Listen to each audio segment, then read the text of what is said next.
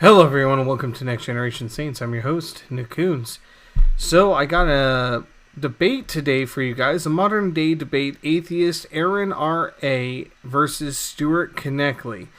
I've enjoyed their debates, and they're a bit long, but I think you guys will get quite a bit out of it. So, I'm going to go ahead and play it. Now, before we get started here, I want to go ahead and remind everyone to like and subscribe to this podcast wherever you may be listening to podcasts. It helps to getting this podcast out there for everyone to listen to. And on top of that, since we're going to be talking about lots of science and facts and data, here's a scientific fact I want to go ahead and throw it out there. Do you know that liking and subscribing to this podcast actually makes you cooler? It's true. It actually makes you pretty freaking awesome. That's right. Also, it helps bring people the gospel message, which really makes you feel better because you know you're going to a good cause. So, with that, I hope you guys enjoyed this episode of the modern day debate with Aron R.A. versus Stuart Conneckley.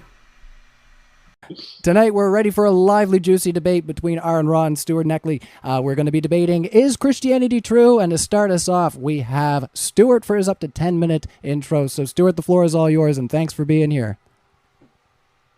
Thanks, Aron. Thanks, Ryan. So the question is Christianity rational? Well, there's about 5 different definitions of rationality in the Webster's Dictionary, all thinking probably the other one is irrational. And so rationality is difficult. I think a lot of it has to do with what is the hard evidence, what are the facts. It has a lot to do also with, can you show it to me? What's your hypotheses? So many different definitions, but we're going to try and get down to it in terms of the rationality of Christianity tonight, in terms of is there evidence behind it? What's a healthy hypothesis? In looking at it, is there logical consistency? Are there things like experiential rationality as well as evidential, intellectual side of it? So there's many different angles, but I always start with thinking through different worldviews, and I always change up which worldview I'm going to pick on. So I've got some new ones tonight. But when I think through, say, materialism, materialism breaks down for me because, if it's true, then reason itself is really impossible. Because the mental processes, I would say, are nothing but chemical reactions in the brain. So there's no reason to believe really that anything is true. Chemicals don't reason, they react. So for me, materialism clearly breaks down. It's totally illogical. It's totally non-rational to me. Pluralism is another one I've been talking about recently with people. Pluralism breaks down because it's basically saying we all have different parts of an elephant, and pluralism is standing outside of the elephant saying that I have the enlightened perspective on spirituality and you are all just holding different parts of an elephant. None of you are making real exclusive truth claims, and I just want to be a liberal snowflake just pummeling you with an avalanche of tears and all this supposed tolerance and sensitivity. And so I'm going to say that everything's the same, and we know there's internal contradictions with that. Humanism, I think humanism is simply Christianity light. I think that humanism has just stolen all of the Christian values. The only thing it hasn't stolen is the story, the Christian story, the narrative, which holds all these values together. So at the end of the day, if you look at it from an evolutionary perspective or a scientific perspective, it really makes no sense if you're a humanist that is a non-Christian humanist. Relativism, I think, breaks down as well. That's another perspective I hear all the time. What's true for you is true for you. What's true for me is true for me. I would just ask, is that true? I would also say my brother's a professor at a local university, and he could play many cruel tricks on students coming in who say, "Oh, why did you give me an F on that paper?" And he could simply say, "Well, it's all relative, subjective. Well, what's wrong with me giving you an F? It's just my subjective feelings. There's no objective right and wrong here, so there's no real standard." I think if we just look at atheism more broadly, it's really the belief that there was once absolutely nothing, and nothing happened to the nothing until the nothing magically exploded for no reason, creating everything and everywhere. Then a bunch of the exploded everything magically rearranged itself for no reason whatsoever into self-replicating bits that turned into dinosaurs. I think that's kind of my reasoning on the rationality of atheism. And scientism is what oftentimes we get into here on these debates, and thinking further through on scientism, there's really no discovery. Oftentimes people say, well, just science. There's science and no God. Well, there's no discovery of science that has the least tendency to show that there is no God. That's Peter Van Inwagen at Harvard said that. So science can't prove, obviously, things like logic and math, can't prove it. It can't prove metaphysical truths, can't prove ethical truths, morality, aesthetic judgments. Science can't even prove itself because it's permeated with unprovable assumptions. The theory of relativity hinges on speed of light and being constant between A and B. So it's accepted, but in no way can it be proven. And for me, an illustration that I use is atheism and theism. Let's say if they were both dabbling in magic and pulling a rabbit out of the hat, well, atheism is worse than magic because you just have the bunny coming out of the hat. You have no magician. So those are some of my worldview perspectives that I've been thinking about. But getting more specifically into why I am a Christian and why I believe it's rational, well, I think you need to have origin, meaning, morality, and destiny. Origin, where are you coming from? Big questions that are metaphysical, like where did we get all people are created equal? Where did we get value for human beings? Why are human beings more valuable than the horse, the pony I'm getting for my girls? I mean, if that horse suffers at the same level as my girls, if that horse has the same level of reasoning, say if one of my girls, for example, was handicapped, why doesn't that horse have the equal value as my daughter? It makes no sense from a place of origin. And second, meaning. There's no objective meaning in atheism. There's nothing bright and happy about the ultimate heat death of the universe. And are things really not having any long-lasting meaning and purpose? All the things that we do, all the relationships we stack up here on this planet. Morality, we know there's breakdown in morality, objective morality. The breakdown into, I don't think Aron's a relativist, but I see a very hard stake to make in terms of the oughtness and the shouldness and the objective morals without a God. And then finally, destiny. You got to make sense of destiny. Where are you going? Are you just going to Gehenna? Or are you just going to the worm pit? Or is there something more? Are you falling through this life, out of this life, into the loving arms of a creator? And I think we all want that. I think C.S. Lewis was right when he talked about how we long for food, we have an appetite, and there is food. We long for sex, and there is sex out there. We long for eternity, and most likely there is eternity out there. So that jives with me. That works for me. I think for me also, the emotional side of Christianity and the cultural side, tremendously rational. I was just in LA, just got back from LA on a popular podcast. I read this quote because I think it's very powerful from one of my favorite writers. He's an atheist, oddly enough. And he said to Kenyon College, I won't say who it is, but well, yeah, will. David Foster Wallace. And the compelling reason for maybe choosing some sort of God or spirituality, he says, because we all worship something. This is an atheist saying. He's one of the most brilliant atheists, I think, in the last 50 years. Unfortunately, he hung himself. But he said, is that pretty much anything else you worship will eat you alive? If you worship money and things, if they are where you tap real meaning in life, then you will never have enough, never feel you have enough. Worship your body and beauty and sexual allure, and you will always feel ugly. And when the time and age start showing, you will die a million deaths before they finally grieve you. Worship power, you will end up feeling weak and afraid, and you will need ever more power over others to numb you to your own fear. Worship your intellect, being seen as smart, you will end up feeling stupid, a fraud, always on the verge of being found out. But the insidious thing about these forms of worship is they're unconscious. They are default settings. So everybody worships. The only choice we get is what to worship. And the compelling reason for maybe choosing some sort of God or spirituality thing to worship is that pretty much anything else you worship is going to eat you alive. And it's a subconscious matter. I see it all the time as a psychotherapist in my office. I not too long ago had a brilliant artist I was counseling, and she was worshiping her art. She ended up in a psych facility, unable to get out because her depression was so high. And I said, you probably want to change that worship into something eternal, something outside of you. I've also seen this in Viktor Frankl's writings, obviously the great psychiatrist who lived through the prisoner of war camps there in Nazi Germany. He said, those who didn't worship something outside of the camp, something eternal, shriveled up and died, turned each other in, became nasty and brutish. The only ones who had a level of buoyancy and happiness and joy, even within the death camps, were those who had some type of God. So that's the emotional side of it. And then the real intellectual piece is the gospel reliability. I mean, 9 observers, witnesses, put their memories to writing. You have 27 different documents in the New Testament that were written on 27 different scrolls by 9 of these different writers, or over 20 to 50 years about. And now they've been collected into one book, and that's the New Testament. 5,800 handwritten Greek manuscripts, 9,000 manuscripts in other languages. Homer, we only get 643. Qumran scrolls, huge discovery in the 1900s, gigantic. 500 books worth. You have obviously Isaiah, most of Isaiah on a fragment, but then you have fragments of every single book in the Old Testament. Gigantic in terms of the reliability of the Bible as a whole. You get early testimony.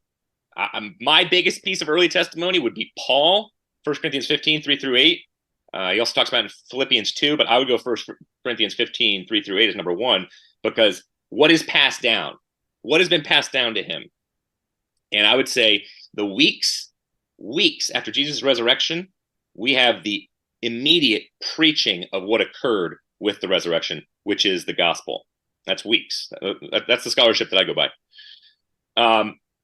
So eyewitness testimony, multiple independent sources. So you have coherence and dissimilarity within it. That's pay dirt for historians.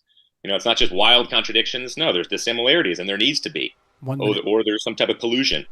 Eyewitnesses are trustworthy. I would say, why would they lie? Doesn't make any sense. Women, for example, trustworthy, even though Josephus would say that's ridiculous. They're untrustworthy. So that's enemy attestation. Corroborating evidence from archaeology. Other writers, there's the Pool of Siloam, Bethesda, on and on. We'll get into that later. But the enemy attestation is also, Romans, Jews, let's just say the disciples stole the body. And that was a rumor that spread for a long time. Embarrassing details. Why would they add this about Peter and the women? Doesn't make any sense why they would add that. So maybe these disciples, these gospel writers, were just brilliant. Brilliant fishermen. And magically they were able to pull off this amazing stunt. Maybe. I'm not totally against that idea. I hold myself to be agnostic and at times. And so, but that's hard for me to get behind. That's time there. How much time? That's time right there. That's 10 minutes. Time, okay.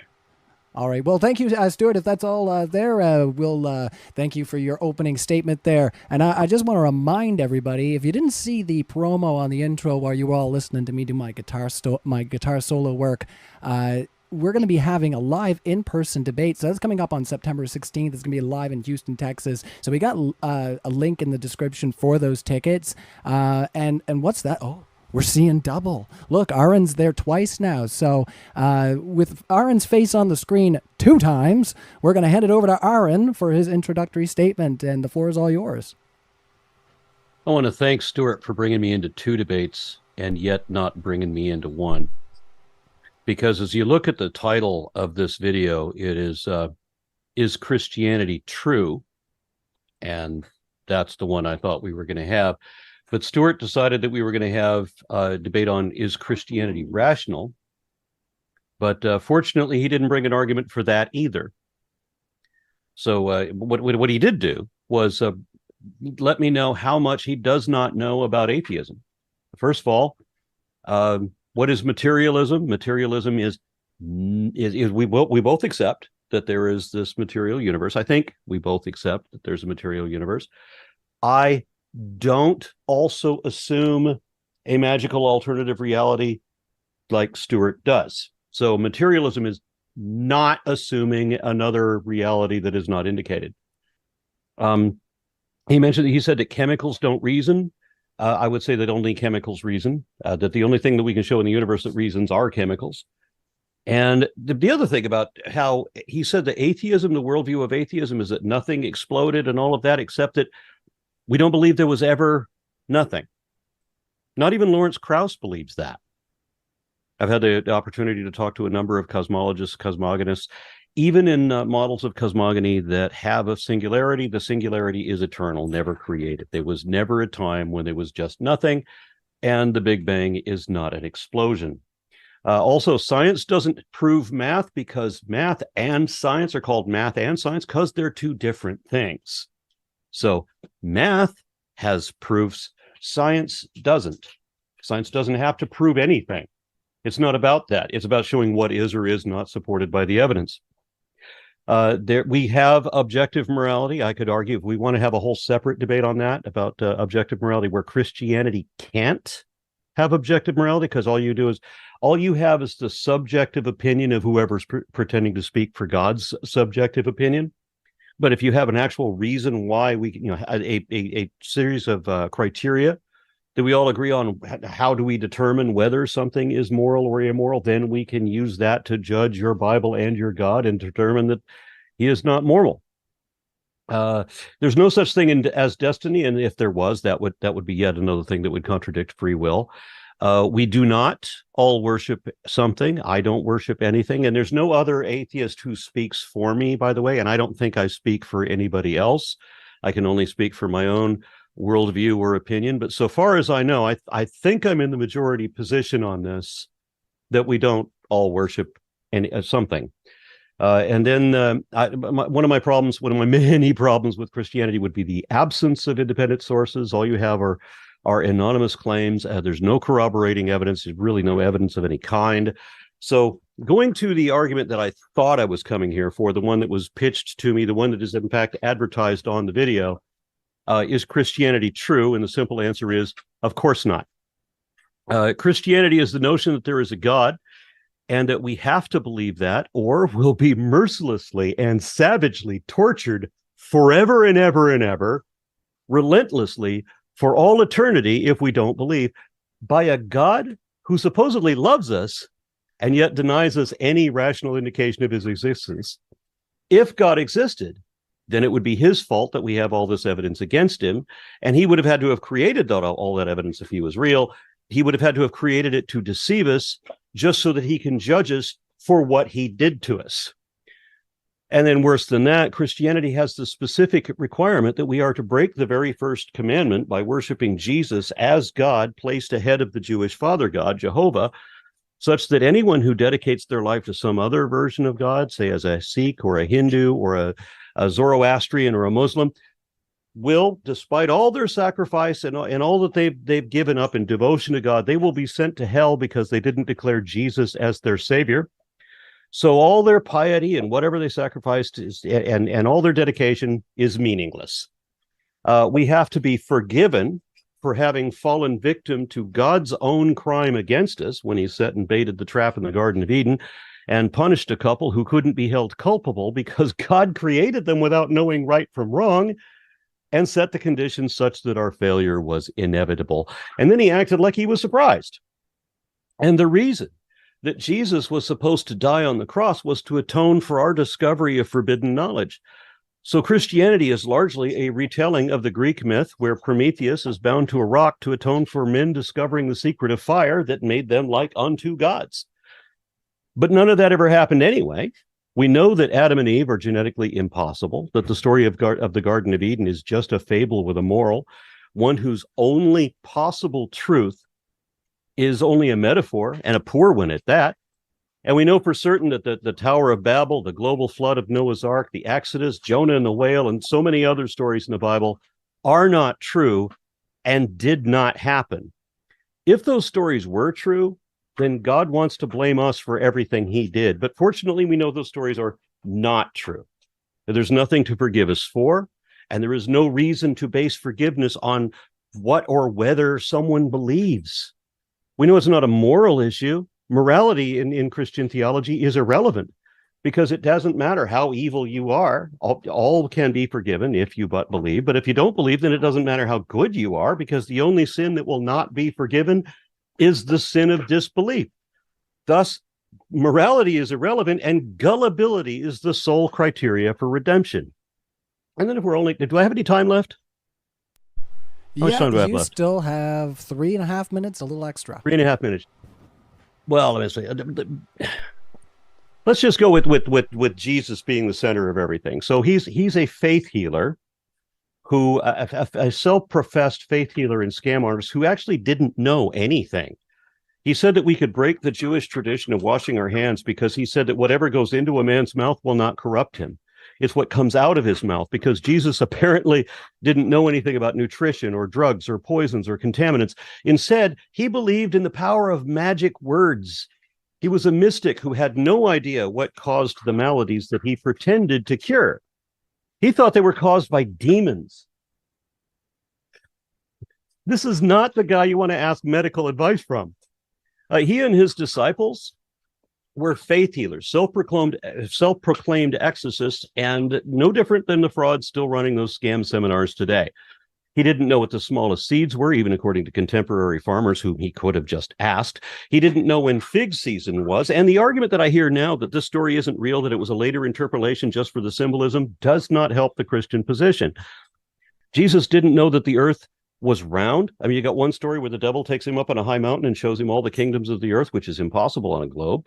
But then Jesus says he doesn't know exactly when his return might be. He says he hopes that it won't be during winter, which shows that either Jesus didn't know that there's a southern hemisphere, or he was only here for the Jews anyway, which he actually said, by the way. Hey, stop that. You're making noise. Knock it off. So, sorry, I have a puppy. It's all good. So he told his disciples not to go among the Gentiles or enter any town of the Samaritans, but instead to preach only to the Jews. And Jesus said, "Truly I tell you that you will not finish going through the towns of Israel before the Son of Man comes." Well, they've been through every town a long time ago, and your boy ain't showed up.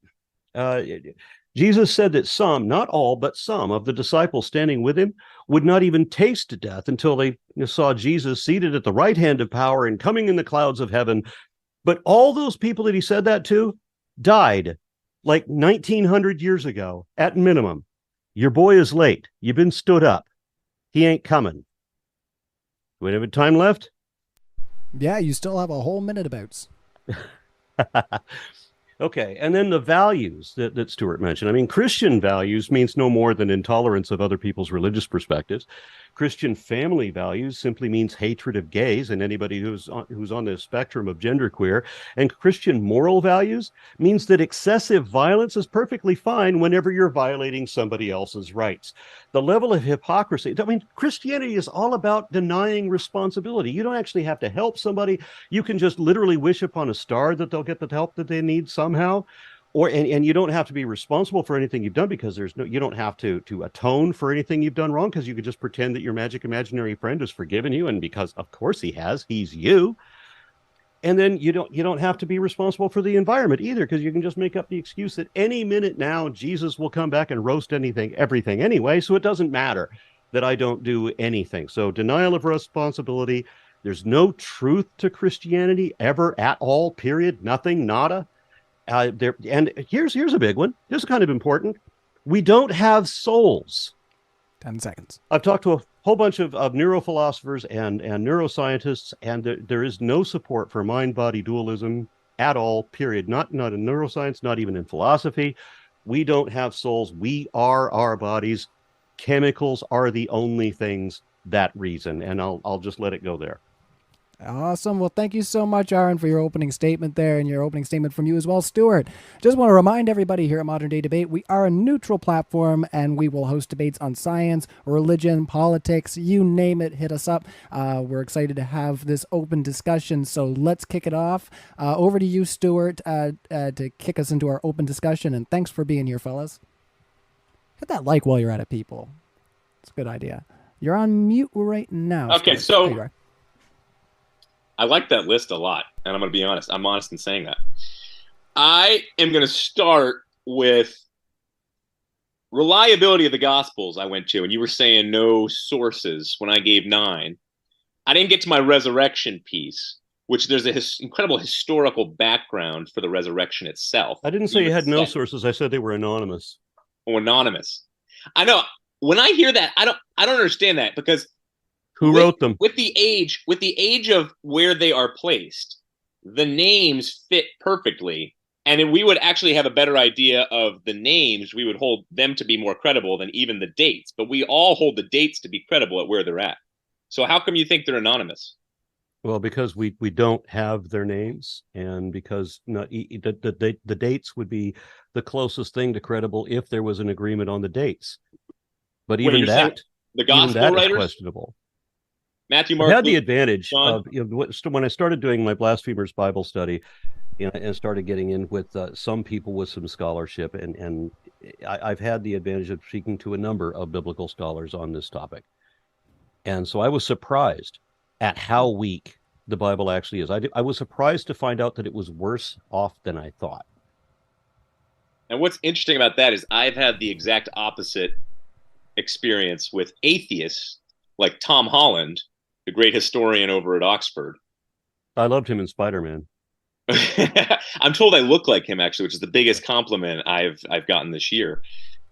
And so the impact of the Bible worldwide is what all these atheistic thinkers, I'm listening to them say that, and then they go on and debate the AC Graylings of the world who hate them saying that. But it's fascinating that it's an atheist versus atheist. I guess Tom Holland might be an agnostic. But this gets at, I'm glad you said that, because this goes right into what you finished there in your comments. I've got a lot on the resurrection that we could go to because I do know that this debate was on, is Christianity true? And I'm glad you caught my rationality there. But why, when you state something like you just stated, there's no truth to Christianity ever at all, why does a guy like Bart Ehrman last month come out and say that, yes, compassion as an idea, more than just a feeling, came about in this world through Christianity and Jesus Christ himself? Wait. Bart Ehrman doesn't realize that compassion predates Christianity? No, his whole point was that compassion was a ridiculous idea in the world, specifically the Roman Empire, pre-Jesus, because it was all about those who are in power had dominance, and it was considered grave weakness by the Greeks and the Romans to actually say, hey, your God is going to become a slave, a servant, and die down here, and he's going to become human. And so that's why Bart Ehrman, the strong atheist, I can't speak to whatever one of the most famous, Ehrman would say he would grant yes. We'll just give you 10 seconds. I can't speak to whatever Ehrman was talking about in that moment. I mean, if we want to isolate it to the Romans, yeah, I've read stuff from the Romans that was hugely prejudiced, stuff that I adamantly disagree with. But you can't say that Christianity came from, that compassion came from Christianity when it predates Christianity, and not just in the Middle East, but in the Orient as well. So we have a lot of compassionate writers from long before the time of Jesus. So that comment just doesn't make any sense at all. He was referring more to the level of compassion, because you and I have talked about this, I believe, before. When I agree, there's places in the Gita that obviously the golden rule spans across all religions, but and there's places in the Gita that talk about being friend to your neighbor. I don't know how the Gita would define secular neighbor. Philosophers in the 4th century through the 1st century. But hold on, but there was nothing anywhere remotely close to Jesus Christ saying to die for your enemies. Like, I want to see that. So that's why it's such a radical take on compassion that spread through Christianity. That's why Bart Ehrman would agree on this with a Christian. And and I'm not saying this to point that Christianity is true. The reason why, and I wouldn't say that Jesus was compassionate either. No, I mean, there's a number of places where Jesus just straight up lies, saying that everyone who asks for anything will get it, and that if you he was a mystic. He believed that the power of positive thought would change reality. So if you make believe hard enough, you could make a mountain jump into the sea. You just had to believe. And he said that if you just make believe hard enough, then his disciples should be able to perform better miracles than he did. And then of course, which they didn't. And then specifically says that the faithful will be able to exorcise demons and speak in new tongues and survive drinking poison or being bitten by venomous snakes. When the reality is that snake handlers still die when they get bit. Faith healing doesn't work. Demons are not real. And no two people who speak in new tongues can actually understand each other because it's not an actual language. It's gibberish. And that's all that is. And then in Matthew 10, where Jesus says, don't suppose that I came to bring peace, but a sword. right? He says that he's come to turn a man against his father and a daughter against his mother or her mother, and a daughter-in-law against her mother-in-law. And a man's enemies will be the members of his own household, because he's a cult leader. And so he's trying to divide people over their misplaced faith in him. And then, whoever does not pick up the cross is not worthy of me. Whoever finds whoever does not hate whoever loves their son or daughter more than me is not worthy of me. And then, so here's a guy who believes in demons, right?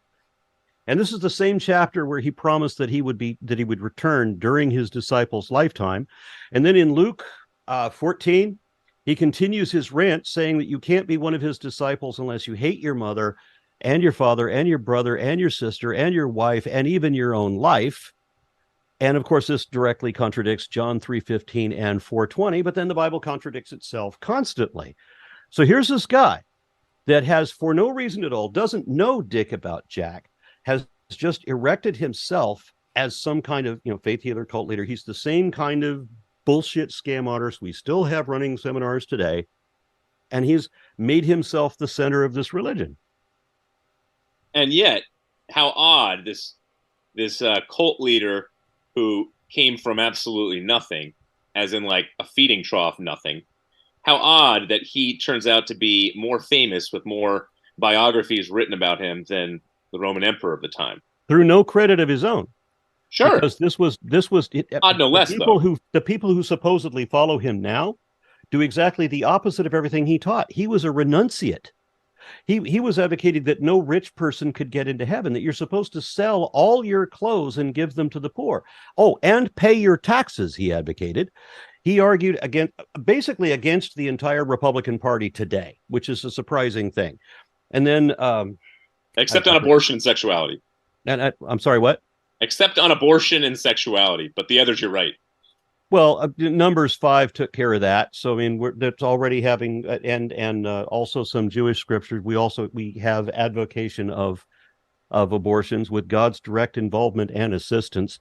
So, hold on, Aron. What? See, I loved all the topics you brought up. Actually, I'm going to be honest. You brought up my favorite topics out of any debate I've ever had on this show, in terms of the amount you brought up and just how interesting they were. But then the slip was showing at the end here. I'm going to go back to no truth to Christianity ever at all. So you're saying Jesus. And I stand by that. Okay, so you're saying all values are false. All Jesus, his life perhaps. I did not say that all values are false. Sources, no impact. I did not say that all values are false. I said there's no truth to Christianity. Like there's no truth to any religion. All right, let's there is nothing. There's nothing that any religion can show that they got more right than all the other religions. Nothing. Okay, that's and all of them together can't even show that there's a there. All of religions combined can't show that there's a supernatural at all. A supernatural at all? Right. Well, let's just go over that then real quickly. Yeah, so we're going to go through the standard run of things I've seen 1,000 times, and you're going to pretend as if this is your gameplay. Okay. Well, all right, fine. I'll just do fact checking then on everything, okay. Because if you don't want to go because the resurrection evidence has been updated very recently. But what you said on faith was just malarkey. I don't say anything on faith. Oh, you and said nothing I said was malarkey. You said faith is what is fully determined. God is based off of your faith, some type of wish fulfillment, and whether you connect to it or not, then you're going to go to hell if you don't really connect with it. And so I think I don't think that's what I said at all. You are judged on whether you believe in Christianity.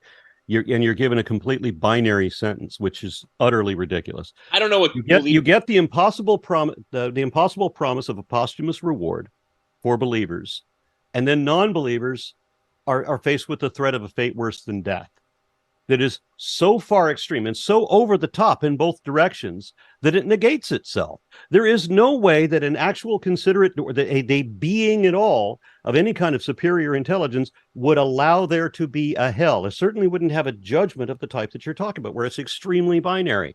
What would be the opposite of supreme goodness then, if it's a complete attrition of it? What would it be? Why would I need an opposite of supreme goodness? Because if God is supreme goodness, or let's just say a place. But your God is not let's pretend for a moment that it is. Yeah. Why would I need to come up with an opposite for that? You don't need to. You don't need to. I'm just saying the opposite of would be what? The opposite your God would be what? That's why the God eternal, would merciless torture in hell. That would be the exact opposite of your God. That's why hell was the first thing that I had to let go of, even as a young Christian, because I realized that hell was inconsistent with God. But there's so much eisegesis going here that I just want to do a little exegesis. And one of them being just here for the Jews, for example. Then you got to explain the Good Samaritan. Why is the Samaritan raised up? You got to explain the Samaritan, the woman at the well in John chapter 4. There is no way you can set up a case that Jesus was just here for the Jews. The Jews were the chosen people in the Old Testament. He did say that over and over again. Yes, he did. What's that? He did say that over and over again. Yes. That he was just here for the Jews. And yes, he actually said that a number of times. Then all these other examples were given, especially in the book of Revelation, and then every tribe and nation in Galatians, and then all these examples of welcoming the Samaritans. So what, is he just contradicting himself completely? I would guess so, yes. Because that happens a lot in the Bible, as you've noticed, I'm sure. No, I think it's beautifully put in order to not see contradictions, but a level of tension that makes you actually look deeper. He does not speak in total black and white, nor is the Bible spoken completely in black and white. And that's what I'm talking about. Okay, so you're denying the heaven and hell option. Gospels. The beauty of the historicity of the Gospels is, again, any good historian or literarist would talk about the importance of the tension, not contradiction, but the tension in reporting and writing. I think the only possible beauty in the Gospels is that they're not historical. How do we know that? Well, because one, they're not part of history.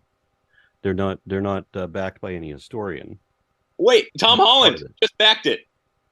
Tom Holland, Andy Murray. Contemporary historians, again, going back to Bart Ehrman. Jordan Peterson.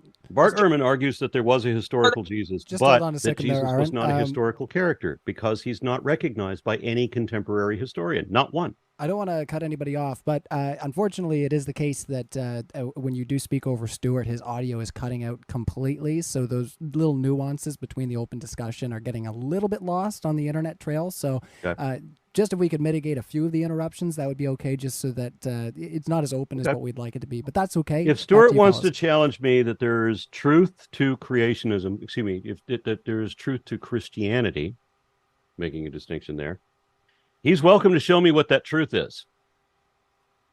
Truth to Christianity. Is that what you said? Yeah. I mean, that's the debate, right? That's exactly what the debate is. So show me truth of Christianity. Show me something that Christianity teaches that, apart from anybody other religion, that is actually true. Okay. Wait a second. Are you asking for me to teach you something on Jesus's teachings that's true, or am I giving evidence here for like the reliability of the Gospels and resurrection? No. Okay. So if we were talking, I will go by you. I feel like bringing up Hinduism, and I was going to bring up something that Hinduism teaches that is actually true, and therefore, this is the truth of Hinduism. This shows that Hinduism is true. Yeah. That I would be giving some kind of I'd be giving evidence for the type of theology that they're talking about. I would be able to show that there is a there. You can't do that. That's why you used the opening arguments that you did, because they all demonstrate that you already know we can't go there. No. I hear so many secularists say things like agreeing with the basic facts on the resurrection, for example, that there was a well-known tomb of Joseph of Arimathea, that women whose testimony we thrown out of court of law were the first eyewitnesses, that even Josephus said that the disciples had some type of experience, and that then people like Paul and James were converted. But even before that, there was an incredible historical context with people like Suetonius, Celsus, Josephus, all of these, or at least 10 of them, historical non-Christian writers who weren't just talking about Jesus existing and dying on a cross, but they were even setting up that Jesus was a miracle worker. So you got to explain that one. If we're just going to toss out Jesus is a miracle worker because his disciples said so, fine. But then you got to talk to me about the 10. Then you have them talking about talk to you about the what? Christians started worshiping on a third day. Why did they talk to you about the what? I think he missed what you said there too. The miracle work. My confusion there is, then why were there so many secular historians and emperors and eyewitnesses saying that he was a miracle worker? You mean why were there no eyewitnesses? What do you mean? What Why, do you mean? was there not one eyewitness? Why would they say that? Why would Josephus? Why would who say that? Why would Josephus, Suetonius, and Celsus all say that he was a miracle worker? Okay. So lots of people doing the little bit magic tricks like faith healers still do today. Sure. I don't have a problem with that.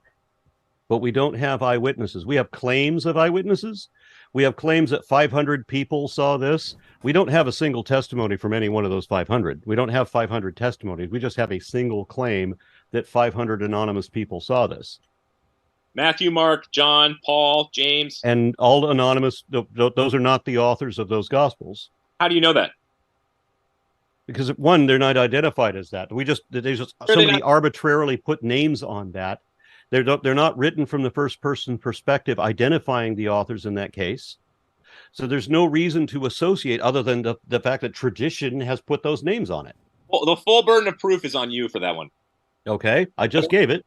That did not sound sufficient to get out from underneath it. Okay, so we have no reason to believe that those are the names that belong there. Even Bart Ehrman, even though he makes that point, he does not hold solidly to that point.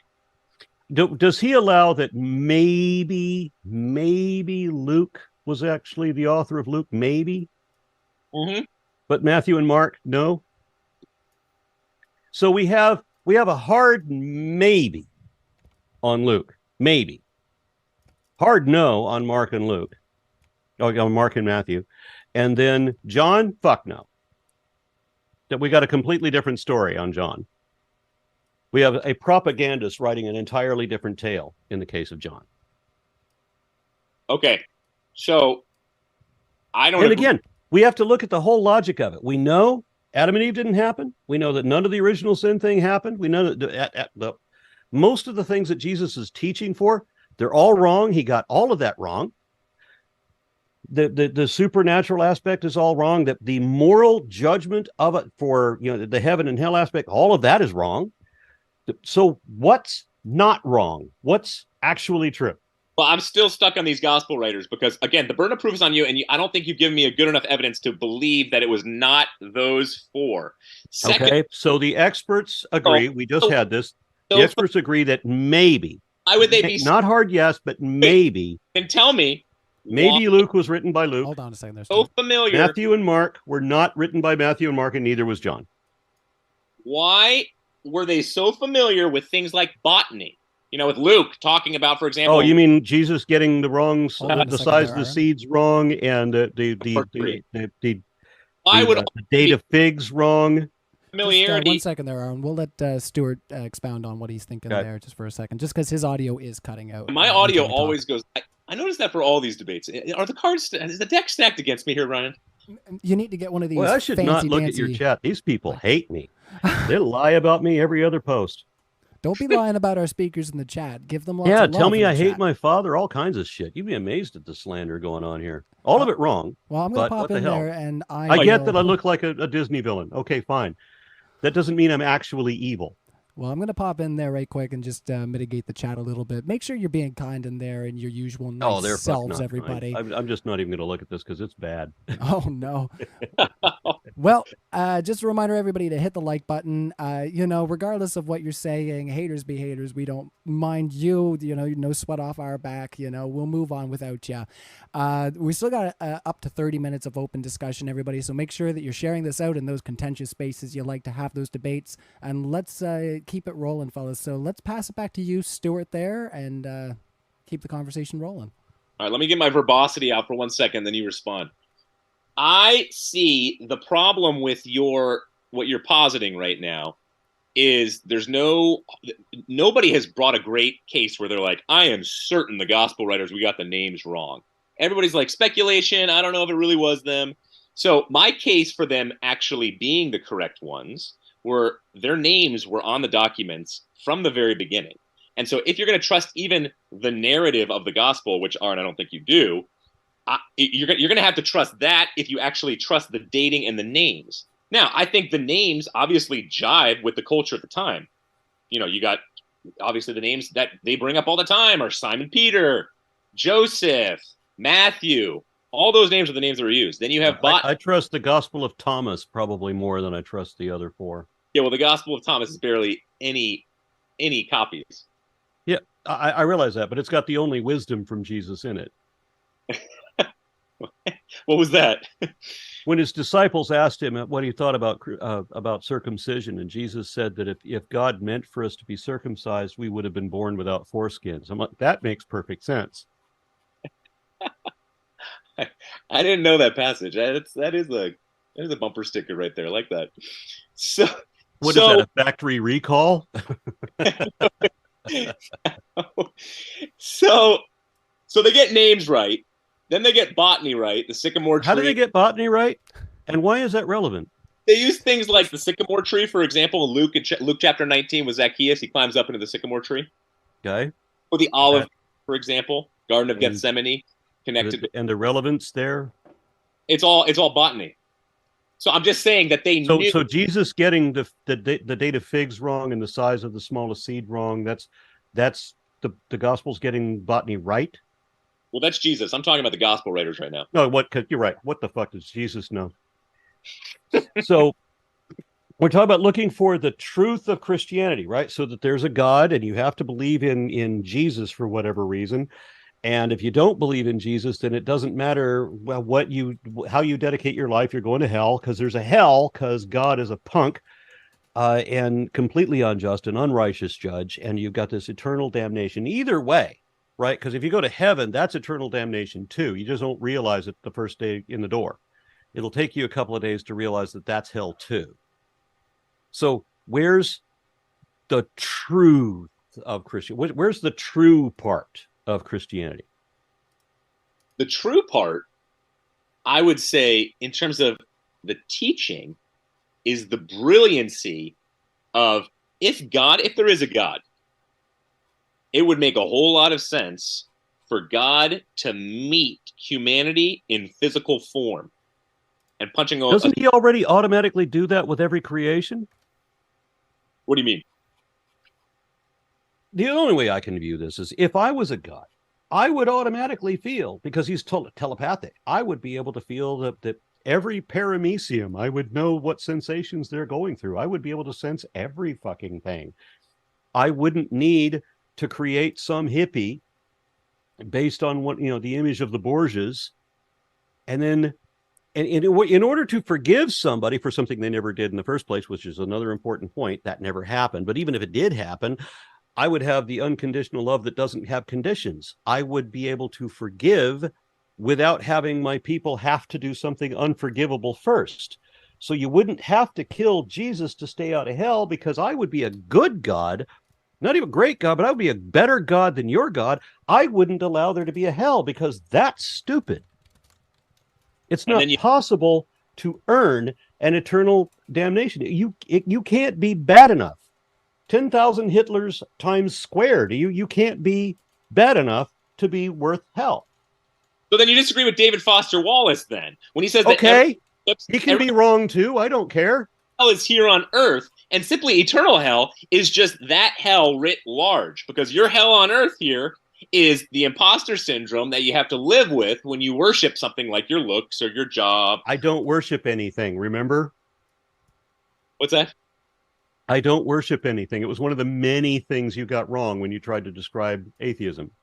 I know you hate the word because you hate everything Christian. The only thing I hate is injustice. My favorite part about you is your emotional bias, which I like. I don't have an emotional bias. I don't hate anything either except for injustice. That includes lies, and that's what pits me against religion. Well, here. Okay, so God, let's go back to your original question because it's a good one. Let's take, for example, okay, God meets us in different ways, and you would say no. I have had I just said yes. I just said that. I then, for example, I think God would know everything that we know, every pain that we feel. God would know all of it. How do you know he doesn't? Why would you have to do, as you said, where he creates himself as his son? Oh, by the way, I need to show people this shirt. Are you there, God? It's me, you. Because that's how ridiculous Christianity is. And I sidetracked myself. Remind me, where were we? Send one of those to Ryan. I think Ryan wants one. Okay. Me? No. I'm just hanging out. Saw that little that eye, Ryan. No. Yeah, so why would God have to Sorry. create his son? Stupid idea. To then have to sacrifice his son. The idea that he ever demanded a sacrifice at all, again, stupid. Again, evidence against God. So that he could forgive us when he could have just forgiven us anyway. And it was entirely his fault. Everything that went on in the fable of the garden, he did that. He did, and it was all wrong. But, it doesn't matter because it didn't happen. So no truth, no original sin, no Adam and Eve, no Tower of Babel, no global flood of Noah's Ark, no Exodus, no Jonah and the whale. None of that happened. So even if there was a Jesus, what do you got? You got a first century faith healer. You've got the Kenneth Copeland of the first century. Big fucking deal. So Jesus is trying to come up with his first century version of the citation jet while telling everybody else that they have to sell all their clothes and go into the poorhouse so that they can support the poor. Now, maybe they're donating their money to Jesus. I don't know how he's funding his operation. I remember what was it? Bobby Tilton here in Dallas, a big mega preacher, he was donating all of this money to a charity, a boys' charity for orphans in Haiti, which, here's a surprise. I know you don't see this coming. It was confirmed that orphanage never existed. And the reason it was in Haiti was so that he could fund the money out, that he was getting hundreds of millions of dollars from people and funding it out supposedly to charity. Now, I don't know that Jesus was doing that, but it sounds like the same kind of scam. Well, then I don't know why in the world you have the Mother Teresa. Don't you start that Mother Teresa line on me. Did I have to say a word? I don't know. You already realize what a bad argument that is. It really hurts my feelings when anybody speaks ill of Mother Teresa. My wife works in the Mother Teresa home, cutting a lot of toenails. But for me, it's the whole piece on your original question. If there is a God, how would he meet us? And I gave one example of he became human here on this earth. Which he didn't need to do. I am very pro psilocybin and DMT and a lot of these drugs because these have shown that 40% of hard atheists became theists after these drug trips. So I think that's another way that God meets us. Wait. One of the things that really impresses me about talking to believers is the citations of statistics that can't be backed up, and any claim of fact. Look it up. Never backed up. I was a couple of weeks ago. I was in Washington State protesting. Oh, what the fuck is his name? The blonde boy who claimed that he went to SatanCon and converted 98 Satanists to Jesus, but he couldn't come up with name one, not one person. He had a handful of pictures that he took with people for people who just were polite enough to pose for pictures with him and were Satanists before they went there and are Satanists still. So we got this guy lying, right? Lie. He said that the 20 Satanists had run away when there's 40 of us still standing there at the end of the day. So lie. That's what I get. Christianity, nothing but lies. Can you show me something that isn't just another stupid lie? Sure. Statistically, Christians give away the most. Statistically, according to multiple op-ed writers at the New York Times right now who went down to Africa, they said they had the same view as you, and they said if Africa didn't have Christians, the AIDS epidemic would be off the charts. It's the same that Christians are on the front lines. They're the main ones pushing for anti-sex trafficking right now. Okay, so what's the largest denomination of Christianity? This is not. We can have that debate in terms of. No. I'm just asking a question. What is the largest denomination of Christianity? Well, hold on to that one, Stuart, and let's wrap up your point. Okay. Wait, Ryan, I didn't hear you. Oh, I said hold on to his question. He doesn't want and me wrap to up your speak. point He wants you to finish. No, it's okay. I want you to ask the question. I just wanted to make sure you wrapped up your point there. I can't remember my point, but I'll just finish a previous point. To the question. So God meets us through DMT and psilocybin and marijuana. God only exists in those forms. Here to this planet in human form to physically connect with us. God is now, statistically, I have friends who are on the mission field in Muslim territories who all say that thousands of Muslims are becoming Christians because they're having dreams where they're meeting Christ. God comes to us via And I'm going to challenge you on that one too, because there's no way you're going to be able to verify that. Of inmates who are across the country and all the Christian rescue missions that are all Christian based, the Oxford group based, obviously AA, some of those are non-Christian now. All of these are meeting God as at least not as a Christian God, but as a higher power to get outside of self in order to have a relationship with him where they worship something other than the finite, and by doing so, they get healthy. So that's a few ways that God meets us, I think, and it makes sense. A lot of our geared towards. So I'm going to say that most of what you just said is indefensible bullshit. Yes, I agree. Yeah. Now, when you said that Christians give more than most people, I'll concede that one, because Christians are the largest demographic, if you include the largest body of Christians. But then what is the largest denomination of Christians? That's Catholics. There's slightly over half of all Christians collectively are Catholics. Decreasing. What's that? They're decreasing greatly, but yes, they will Christianity as a whole is decreasing greatly. Yeah. But regardless, Catholicism is still over half of all Christians are Catholics. Agreed? It depends if you call Catholics Christians, because so many people don't consider Okay, so if Catholics are not Christian, then Christians are the fourth largest religion. Islam is the dominant faith, followed by Catholicism. On some charts, it may be followed by Hinduism, because Catholics and Hindus are very close to the second place position. And then the fourth place would be Protestant Christianity. So if you eliminate Catholics, well, then you're in a very minority position. If you maintain the largest denomination of Christianity being Catholics, let's not forget that Pope Benedict, who I prefer to call Darth Ratzinger, went into Africa arguing that the use of condoms causes AIDS. He said that. This is the leader of the largest denomination of Christianity. And you want to say that if it wasn't for Christianity, the AIDS epidemic would have been widespread, right? Fuck. Because of Christianity, the AIDS epidemic was widespread across Africa, because fucking Darth Ratzinger said that.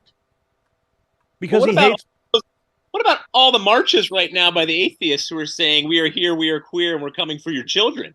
I mean, I'd say there's some serious indoctrination going on here for these poor kids. We're coming for your children? Are you sure you didn't quote that off of Fox News?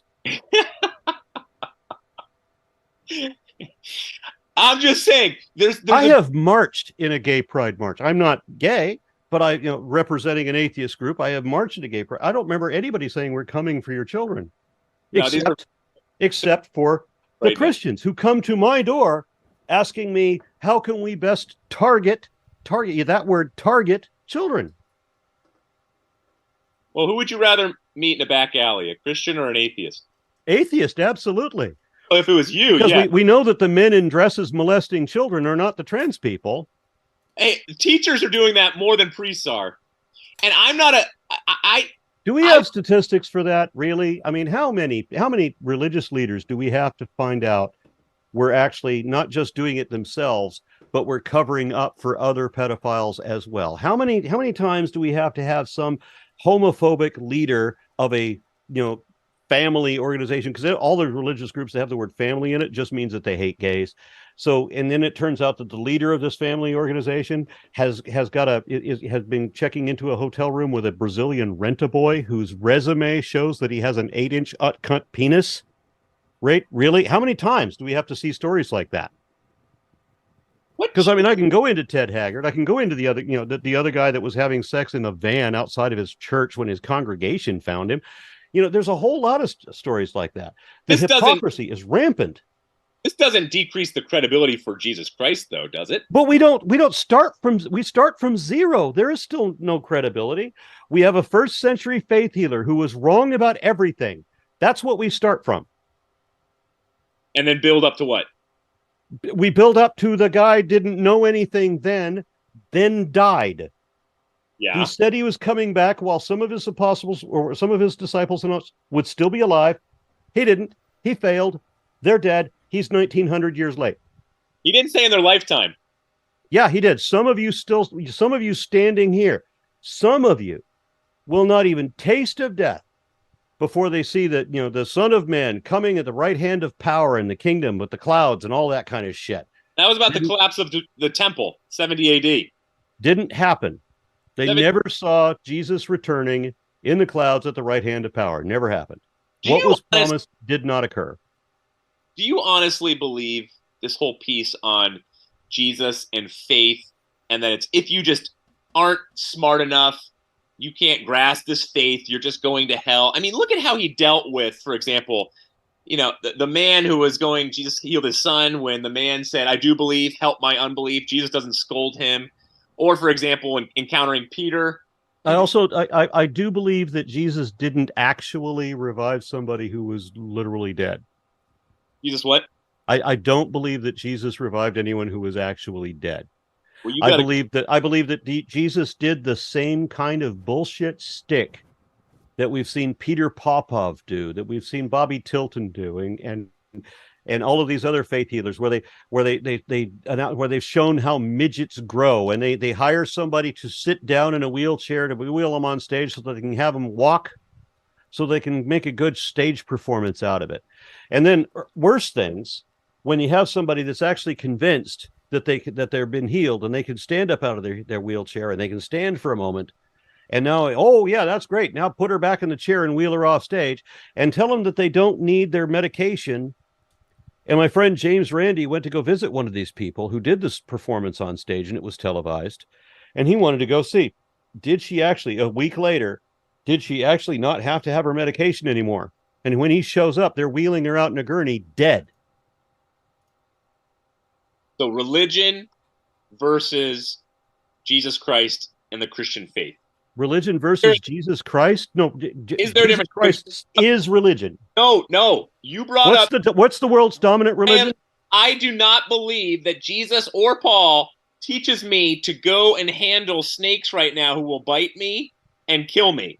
Do you think it's because I am just deflecting from certain passages in the Bible and I'm not actually reading in context or translating? You are ignoring certain passages that do clearly say that, yes. Honestly, don't believe that that's contextual. Okay. Well, this might be I'm not going to argue for the literacy of Scripture. I will only say that nobody reads the Bible more literally than atheists, because we don't need to make up any bullshit excuses for when it says something we can't allow it to mean. I wish I was an atheist, because that'd be so easy. How many times have I brought up, when people say, well, the Bible says this, and I say, no, it doesn't say that. And they say, yes, it does. I'm like, show me. Well, I can't show you. Well, that's the way it always is, isn't it? But if I say that the Bible says something, I can bloody well show you right exactly where it says that. And when they say, well, it doesn't say that, then I show them. And they say, well, that's not what it says, that's not what it means. And I love that you do that, because they oftentimes go to their little priest, and their little priest says, don't ask those questions, just listen to me. And when that occurs, then it's not their faith at all. And when that occurs, it's a total abuse of power. You and I agree, because that exactly happens. Somebody finds some horrible thing that the Bible really does say. They go and visit their priest with it, and the priest says, just don't ask those questions, because Dickless ain't got no answer. Well, this might be a good time, everybody, we got 15 minutes left of the open discussion, so it might be a good time to focus specifically on the resurrection for the next, or try to, you guys can meander all you want, but we can focus on that just for the debate topic, and then we'll move into our Q&A. And let's keep it rolling. Remember, everybody, to hit that like button. I hear if we pass 666 likes on a live stream, Bruce Dickinson will appear and sing the whole Number of the Beast album. It's just a wives' tale, but let's find out if it's true. All right, let's. I like how people are criticizing me for not coming up with bullshit excuses when I read the scripture, that I just read what it says and take it that it says that. People are criticizing me for that in your chat. They're not in my tribe, don't worry. All right, so the resurrection. Where did Paul get, again, that he received, that he probably received it? So from my perspective, from Peter and James when he visited them in Jerusalem 3 years after his conversion. So you have that in Galatians 1:18. So most scholars believe that testimony was part of that early creed that I referenced that dates right back to the resurrection itself. So eyewitness testimony within weeks. Some would say months. So there's no time for there to be legend that goes about.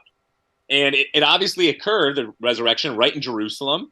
So it would be so easy for both the Romans and the Jews to say, yep, here's the body. This is ridiculous. This is a hoax. Let's get on with it. So the resurrection hypothesis, without forcing it, I believe has totally explanatory scope and power. And it really couldn't be any better than what it is. I mean, Aron likes science. You know, if you think about, we've never seen a black hole and probably never will, or a quark or subatomic particles. Several now. Rings. But the reason, okay, just as an example, the reason why these things are positive is because we see certain effects. So you posit hypothetical, theoretical causes that could result in these effects. You do understand they've actually seen several black holes now. That would, hold on, don't get stuck in the black holes. Yeah. That would produce these kinds of effects. So therefore, even though we've never seen a black hole, you know, it's a good explanation, profitable one, on how we can get certain things. So I would say, in the same sense, a historian could say, posit God as a theoretical entity as the cause for the resurrection of Jesus. So Paul's the best source to support Jesus' resurrection. I've said that before. And these are creedal sources. Can I just declare victory with that statement from you, that Paul is your best evidence for the resurrection? Can I just win with that? Why? If that's the best you've got, why are we still talking about this? No, that's just one of 9. I gave 9. He's just the top dog. You gave 9. One name. Don't you worry. 8 more. One name, 9 anonymous. Buckle up until Q&A. So James, second, not being a follower brother, I mean, while he's alive, then he dies and becomes this martyr. He gets thrown from a balcony, and then poor James, he's dead, but they're still beating him to death, according to tradition, at the bottom in the dirt. And we get Pliny, Trajan, Suetonius, Josephus, talking about Jesus' brother was crucified. James's brother was crucified. What are we going to do about this? He was a miracle worker. All of a sudden, now what I find is very interesting. And which Jesus is this? The James, the brother of the one that's anointed, because we have Jesus of Damnius and then Jesus ben Ananias, and Christians will point to both of those and say, hey, that's our guy, when neither one is, and we know that. And your chat is, I'm irritated at all the people who constantly accuse me of lying when I don't lie. And the reason I'm not religious is because I don't lie, and religion is just a lie. That's a very Christian response. That's not a very Christian response. Why is it typical? That's a very Christian. You sound like a Christian when you're saying that with your righteous indignation. That I'm a Christian because I said I don't lie? Yeah. Because I can prove that what I said is justified? Yeah. Whereas when a Christian speaks, they just utter empty assertions as if that's a matter of fact? Well, sure, that goes on. I just think you're a goldfish swimming in a pond of these Christian values, and you don't realize Christian values that predated Christianity and that Christianity largely denies. No, the legal system was fully formed based off of the laws that were of the Vikings. Root system of the Judeo-Christian value. Yeah, but not of Christian values, not American laws. He's going wild right now. Yeah, let's stay on the resurrection. Not based on Judeo-Christian anything. This is key. This is the latest resurrection evidence. Tacitus talked about the third day as a day of worship that the Christians changed, and then he talked about how the movement stopped and then broke out again in Judea before spreading to Rome. How accurate? Because he was talking posthumously about a cult, not the guy himself.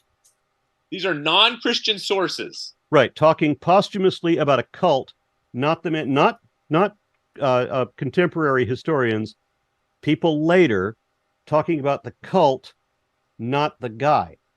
And it wouldn't matter if they were talking about the guy, because we're not talking about Jesus, we're talking about Christianity. Why does it matter, though? Why does it matter? So the facts don't matter. The theology doesn't matter. All right, you tell me what matters. Why in the world would that matter if they are enemies? They do not want Christianity to exist. If they are backing up the full narrative, even if it is 50 to 100 years later, that doesn't matter.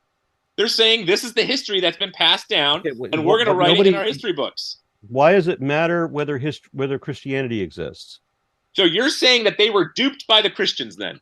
No, that's not what I'm saying at all. I'm saying I asked why does you made an assumption, yet another of many baseless and false assumptions that you have made.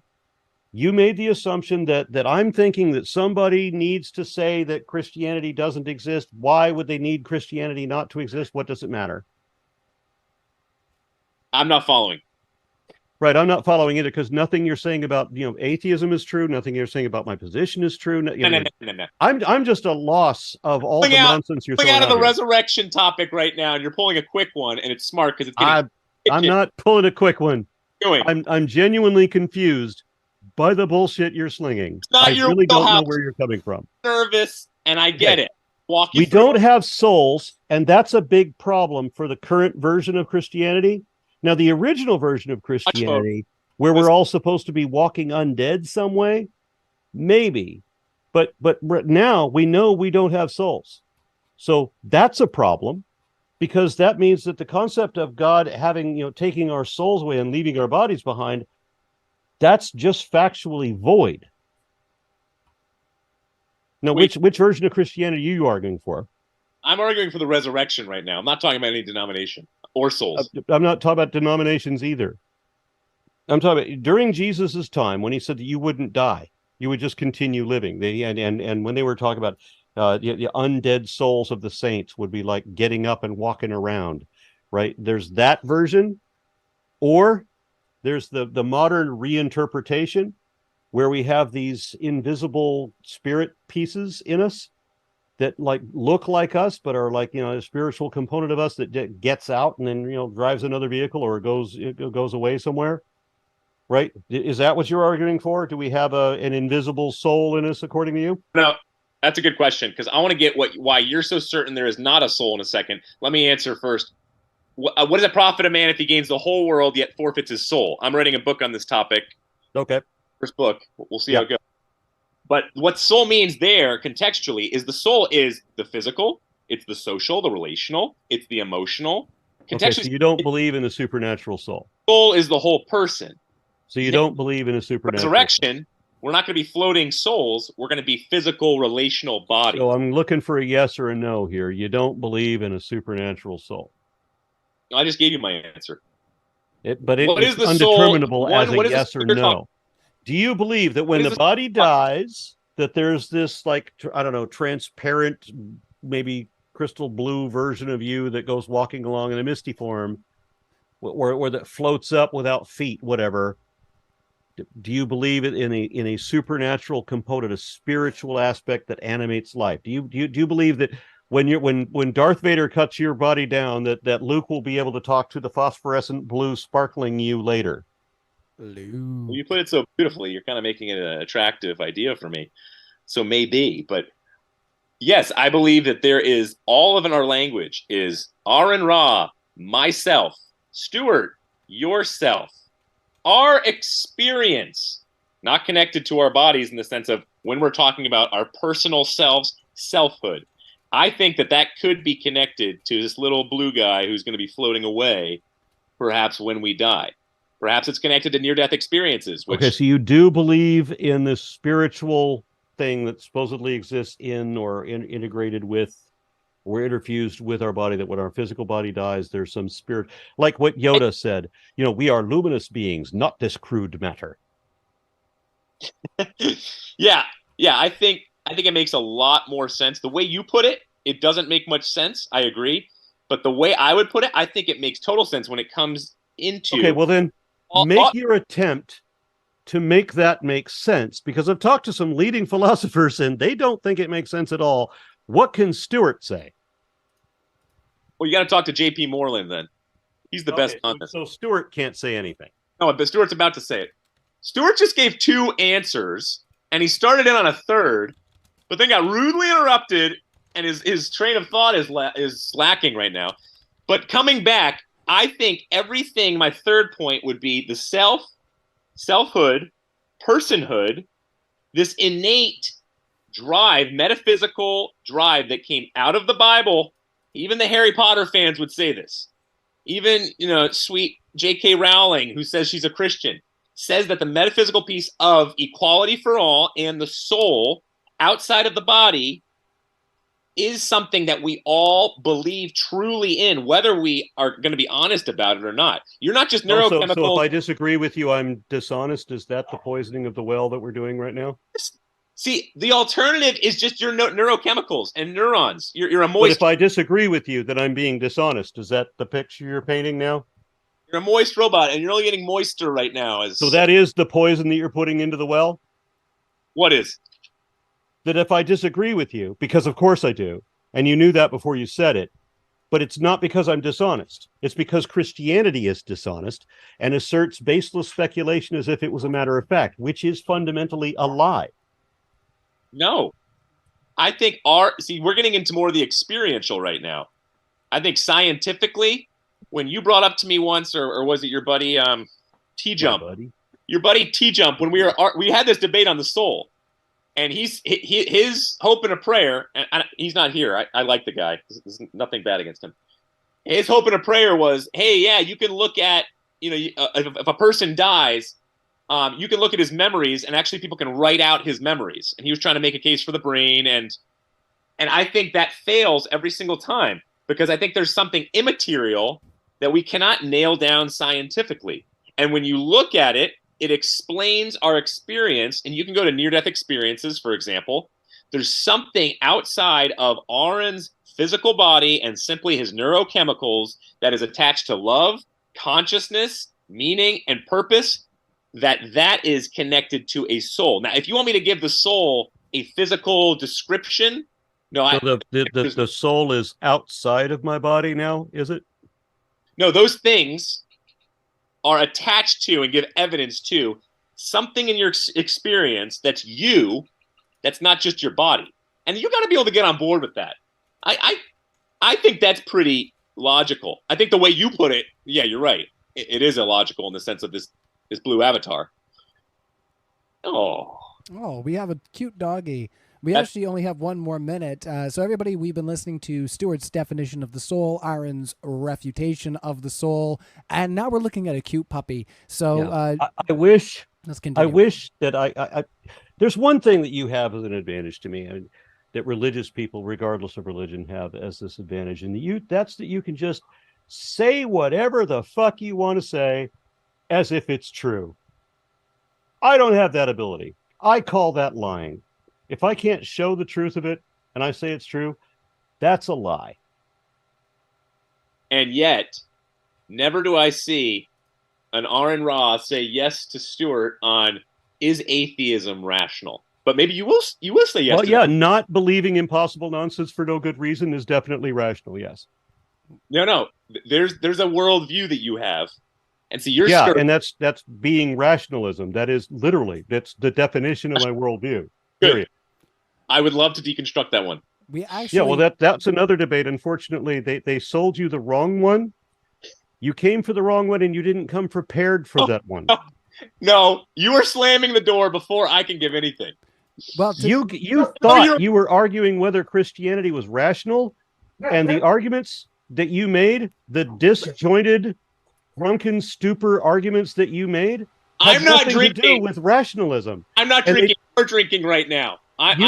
We, sir. I was going to say, no, as a correction, right? I'm sorry, gents. So I was trying to cut in there. This might be a good time to go into the Q&A. We do have quite a few questions coming in. Hopefully everybody's been enjoying this, and definitely hit that like button. We were just ending off our discussion about is Christianity true, with some notions of our thoughts about the soul. So we're going to kick it into Q&A. So thank you, everybody, for being here. And once again, a reminder that we're doing a live event, and Aron's going to actually be there. That's going to be Saturday, September 16th. I think you do. You already said you would, buddy. I'm sorry. I mean, if you don't show up now, we're gonna say things about you. We'll be like, that guy That guy. I won't tip one back with him, next. No, I will. I always will. Reading is Yeah, Richard sexy. Clark, fuck you. No, I haven't been caught in any lies. I don't. Well, I should not look at you. never mind our live chat, because there are nice people and there are not so nice people. And then there's Richard Clark. Richard Clark, you're getting called out. Sorry, buddy. That happens sometimes on live stream. Be polite. Just want to remind everybody exactly that. Keep your Q&As friendly, because I'm not going to read them if they're just mudslinging, because I don't care for that. And I want to watch what I say online here, because I've remained enigmatic. Everybody online is like, "Ooh, I wonder what Ryan believes." You'll never know. Or maybe you will. Who knows, right? But either way, I got to behave. The Unlucky Legume, $10. Can we get some super chats going to support Modern Day Debate, seeing as they went to the trouble of setting this up and missed out on a night of live streaming? Well, thank you, Unlucky Legume. We're doing all right over here at Modern Day Debate. We got lots of debates coming up, and we are going to organize a debate on a positive atheist claim. I know Leo Filius wanted to do that with Nadir and them, so we are going to look into getting that set up again, the case for positive atheism, but just stay tuned for that. I'm also looking at getting an astrology debate set up, so yeah, keep your eyes peeled for that, because that's going to be a first time on Modern Day Debate. Charles Lehner for $1.99. James still the GOAT. Well, I actually I agree, of course, because he's kind of my boss in a certain sense. I mean, we work together kind of in a partnership, but I mean, I'm going to check with him before I do anything. So these are all for Modern Day Debate, apparently, all off the bat. Melavia, at work, can't watch you. I love you, Aron. Well, thank you. That's a nice positive membership chat. Melavia actually had a problem with me saying kick it over and messaged me on Discord, so I've tried to mitigate it a little bit, but after he messaged me to say stop saying kick it over all the time, I was kicking it over the entire debate, because I'm a rock star and I gotta be a rebel. Oflamio for 666. The number of the beast. 666 from Oflamio. Stuart, here is my solution to relativism. If you give me an F, I will give you a nuggie, Professor. Incentive persist in relativism. Stuart? Yeah, I don't... What? I'll read it again exactly as it's written out, but Oflamio, maybe you want to clarify. Stuart, here is my solution to relativism. If you give me an F, I think like on a quiz, I will give you a nuggie, Professor. So, like, I will physically abuse you, Professor, if you give me an F. Incentives persist in relativism, Stuart. Oh, sure. Absolutely. But it's still ultimately... Yeah, okay. Ryan, was I going to... Further? You went like this. I didn't know whether to stop or not. No, you're good. If you want to respond to that, that's all there is to it. Yeah, exactly. I don't disagree with that statement. There's still going to be objective standards out there, though, and we know it's not all relative. We know ultimately it's wrong, really wrong, to kick a puppy, especially one of those beautiful ones that Aron has back there. Very pretty pups. He's got a lot of nice snakes, too, and my daughter is obsessed with snakes, so all the time she's coming to me asking if she can buy one. Get a boa. I'm going to have to look into that for sure, because, it's a long time coming. Oflamio for $3.33. The devil's younger brother there, half of the 666. How do we know Yahweh won't eat us too, Stuart? What won't eat us? How do we know Yahweh won't eat us too, Stuart? I think they're talking. They have about your religion confused with Cthulhu.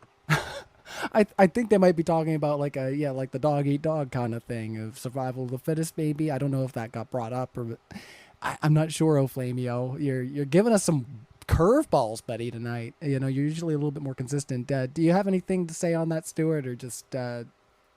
Yeah. It's the whole idea of, why not treat our fellow man as just an annoying, punkish little ape running around? If it's simply evolution and there is no God and Christianity didn't exist, I don't know why we wouldn't do that. We are raised red in tooth and claw. It's an ape. We came from... Oh, we came from apes. Why not just love one another?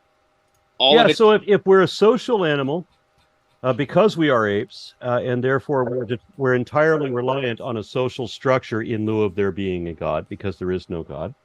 So the one thing that we have to rely on is somebody who stands by their word and who shows empathy and for his family, friends, and fellows.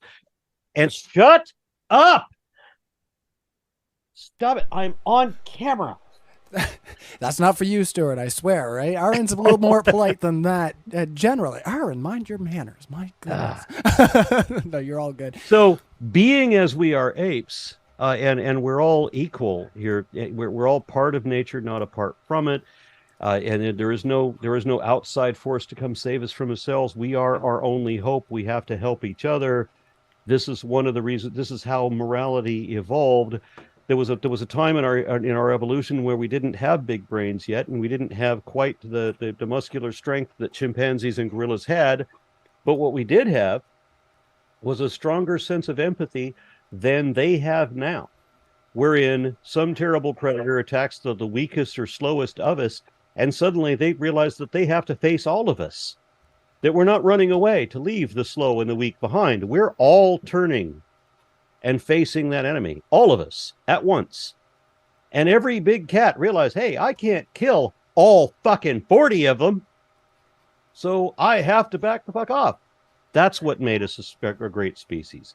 That's what enabled our intelligence to grow. That's how we became moral. And that is exactly where it stops. Empathy. We don't get love, and if we just go with the empathy... How do you not get love from empathy? I don't. So how do you make these assumptions? For example, O.J. Simpson's lawyer talked about how if you look in the shame and honor cultures, or if you look from evolution, and then you all of a sudden turn towards Christianity, then you're going to see a type of self-sacrificing love that has never been part of any other culture. So you have that. That's been part of every culture. If you're simply going to go from the empathetic side of things, yes, there's empathy. Yeah. So it's been part of every culture. But ultimately, you have to land with empathy. It's an atheist overreach to say, I'm going to love somebody across the globe, and I'm going to fight for human rights, no matter what their consciousness, rationale, no matter what suffering level. No, only Christianity spread the image of God. Except that you just contradicted yourself. You're describing the atheist position, and then suddenly described it, and suddenly claimed that it was the Christian position. This is my question. I get to end here. So for me, it's the selfish knave that unfortunately would break down Aron's pretty little picture right there, where, yes, we do want to fight the lion, or we do want to team up and work together. But ultimately, if I'm a free rider, and it's not going to really hurt the team, why can't I just be a free rider? As opposed to... So what you're talking about is the aberration that can't be relied upon, that doesn't have the empathy, that doesn't back their word. And so through a matter of population mechanics, those people tend to be removed from the gene pool, either by being ostracized, imprisoned, or killed. So one way or the other, they're out. I can be very good at stealing with my hedge fund, for example. I can cheat the IRS very easily. And that has nothing to do with what I just said. Along with that, though, from your perspective... I said from a matter of population mechanics, such people as you're describing tend to be identified and ostracized. Okay, but not really. Not in my neck of the woods. Maybe yours, maybe in Texas, but I live in Fairfield County, Connecticut, and those who get away with all kinds of things, whether it's cheating on your wife or cheating on your taxes, they're not really ostracized. I'm going to be real. If anything, they're You're right. They're Republicans. Well, no, Connecticut's fairly blue now. I wish it was. Yeah, but in Texas, they're all Republicans. The people that you're describing right now. No, Texas is getting more and more blue, and Austin is. Except the people that you're describing right now are Republicans. Oh, I'm talking the center of hypocrisy, definitely GOP. And to end, since this was my question, this connects to Aron pushing me on Christian values, and another one that was unique was forgiveness to Christianity. As our nation has become a little more secularized, fortunately, atheism will decrease in the years to come, according to Pew Research. And fortunately not, because it's growing by attenuation, not birth rates. Unless Aron increases, and he's already doing a great job. No, because they habitually never count for attenuation. That's how atheism grows. Atheism doesn't grow by birth rates. It grows by attenuation. Yeah, and you guys aren't going to have any more babies. That's the problem. But we don't grow by birth rates. So No, it doesn't matter how fast Christianity grows or Islam grows by birth rates, because once when Islam moves into Europe, for example, then their problem is attenuation, so that a significant percentage of their adults aren't Muslim anymore. And the same thing's going on with Christianity, where they lose a huge amount. They lose at minimum of 20%. Minimum. When you say attenuation, break that down. This is when people no longer believe. Yeah. So Daniel Dennett and his wife started the Clergy Project, and they realized that if they're getting a lot of preachers who contact them because they no longer buy the bullshit that they've been selling for so many decades. Yeah. But here they are stuck in this job. How do you move from what career would you move to from preacher? Used car salesman? What else can you do? So they reach out to this network, the Clergy Project Network. And one of the statistics that they're noticing is that people, when they realize they no longer believe in Christianity, they come out being more liberal, they're more tolerant, they're more curious, they want to go back to college, they want to learn the things that they never learned before. They end up being, just on the whole, better people. Well, that'll be our next debate. Wait, Ryan. Forgiveness, it came from the cross of Christ. And as secularization grows a little bit, not atheism, secularization, now you see forgiveness start to break down, especially in political circles and especially in the echo chambers. And as objective morality breaks down, now we're all shouting over each other. Christians were supposed to be the preachy ones, but now all of a sudden everybody is preachy but Christians. And so for a forgiving God is what we all desire, and that has a lot to do Except that we don't all desire that. Well, if you want to love and actually grow the population, if you want to love and grow and not believe in impossible nonsense for no good reason, then you don't want a God. Why do atheists always say I'm just forgiving for my own sake and not for the sake of the other? Because we don't say that, and that's not what I said.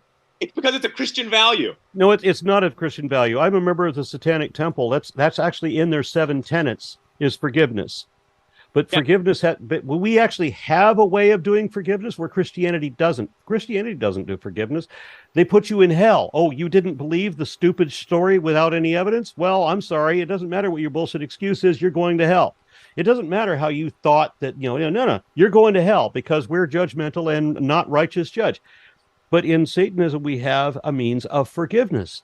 The only issue with forgiveness is that you have to understand that you've done something wrong. There has to be some kind of admission that, yeah, I fucked up and I need to make this right. And upon making that statement, now we can work with you on making it right. That's what I really love. I like that there is a means of forgiveness because there's not many organizations that offer that. You like Close that, us out, Stuart. All right. He likes it in Christianity. Next question. I like that. Excuse me, what? You said you like that part about Christianity, forgiveness. Are you lying about me again? Next Why question. is Christianity always about lying? Next question. What? Seriously, why is everything you believe a lie and everything you say in defense of those lies always a lie? That's the problem I have with Christianity. No, it may have been my hearing. I honestly thought you said that. No, I didn't say it. I said I was Satanist. No, and that's what I liked about Satanism was that there's a means of forgiveness where Christianity doesn't have that. All right, Christians don't forgive, and the doctrine is not because you have hell, text. Which means that there's no rehabilitation. You're simply judged, not even on whether you're moral or immoral, but whether or what you believed.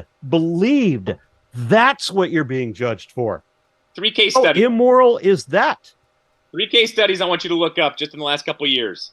Botham Jean and the shooting of the racist white cop and Does that have any fuck all to do with Christian theology and whether God judges you over whether you believe? 3 are based off of Christian. That doesn't change the fact that your theology says that your God judges you entirely over whether or what you believe.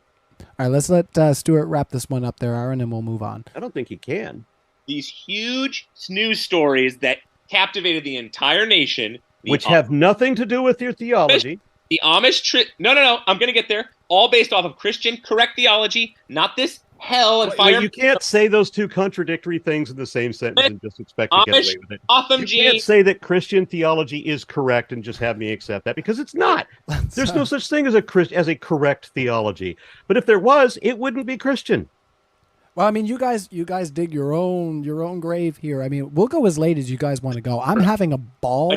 I'm trying to respect your guys' time because you might have certain constraints, but I'm fine for you guys to riff as long as you want to riff. Honestly. Oh, I don't want to spend here all night. I've been working on another script all day. Well, I was gonna say that's why I say if you guys want to keep going on this one question. Aron and I can riff on mostly unconscious. No, I'm having a good time. Fuck you.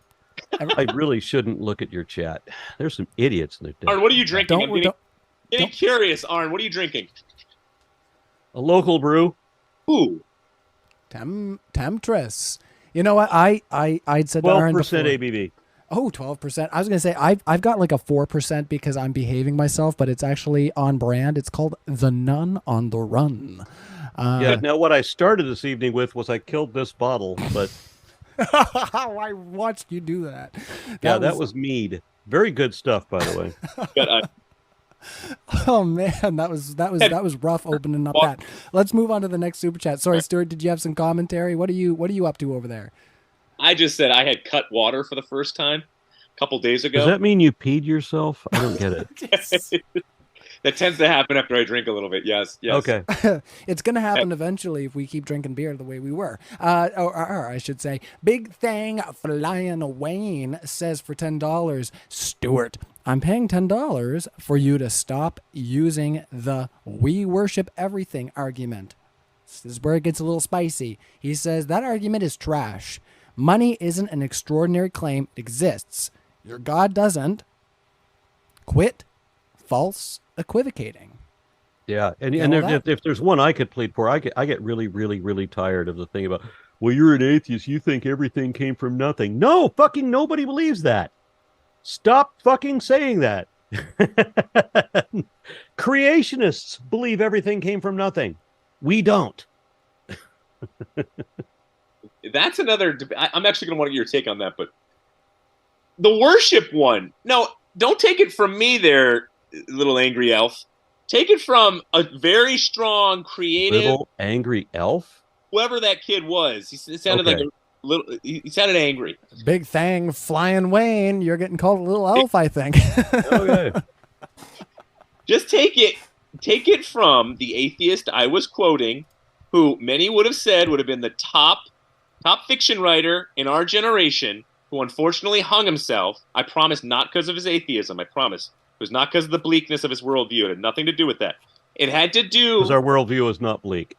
It was more so a matter of him saying, if you really focus on what you unconsciously believe, and you... like I see this all the time, and I gave an example of the girl who's in the psych unit because she really started feeling like, I'm worshiping my art, and she didn't make it into the school she wanted to make it in, and so she went crazy. And this happens all the time around me. Maybe not all the time around you, but even if it's not to that extreme, I think we can all honestly say, and I know the word worship is triggering for atheists, so I won't use that. Because we don't worship and we don't like being lied about. Sure. Whatever you ultimately find worthy or the most important in your life. Can we say that? But if I find something important, that doesn't mean I worship it. Sure. That's what I'm saying. Okay. It's the most important thing. So whatever you find most important, you can get in trouble, his point is, as opposed to if it's located something that's not fine. For example, I know many people who have gotten mentally and emotionally, and I mean physically even, crushed by the death of loved ones. Well, you got to love your loved ones, but if you don't have anything higher than your loved ones, unfortunately, life is going to get really hard and downright depressing and crushing if you have the death of a loved one occur, if they're kind of what you find most important in this life. So that's the point he's making. This is one of the difficulties I have about speaking for anybody else, because I understand that some people deal with depression, and it's not something that I can even relate to. For whatever reason, I've always had a very positive outlook, like always. I've enjoyed every minute of my life, even at my lowest points. I still manage to enjoy my life better than some people enjoy their better moments. I don't know why that is, but I'm glad that that is that way. And where I see injustice in the world is often on behalf of Christians. I see people who get away with terrible crimes, and they don't even know that they've done anything wrong. They'll never even admit that they fucked over other people, and I find that disastrous. When other people, very often Christians, get completely screwed over, and their karma is such that they end up with these horrible existences that I couldn't even bear. I would not want to live through some of the things that I've seen other people live through, and these are Christians. Some of the most morose lives I've ever seen have been from diehard believers, and I'm not saying that I'm not blaming the belief on that. It's just maybe the belief has something to do with their inability to take power over it. I don't know, but I still feel empathy for these people for being in such a miserable situation. I never experienced that. I've always had it good, I think, even when I was always poor. And it's not like that, but I mean, I've just always enjoyed life, and I lament that there's a bunch of other people that I know of who have never been able to enjoy any moment the way that I enjoy most. Well, that's awesome.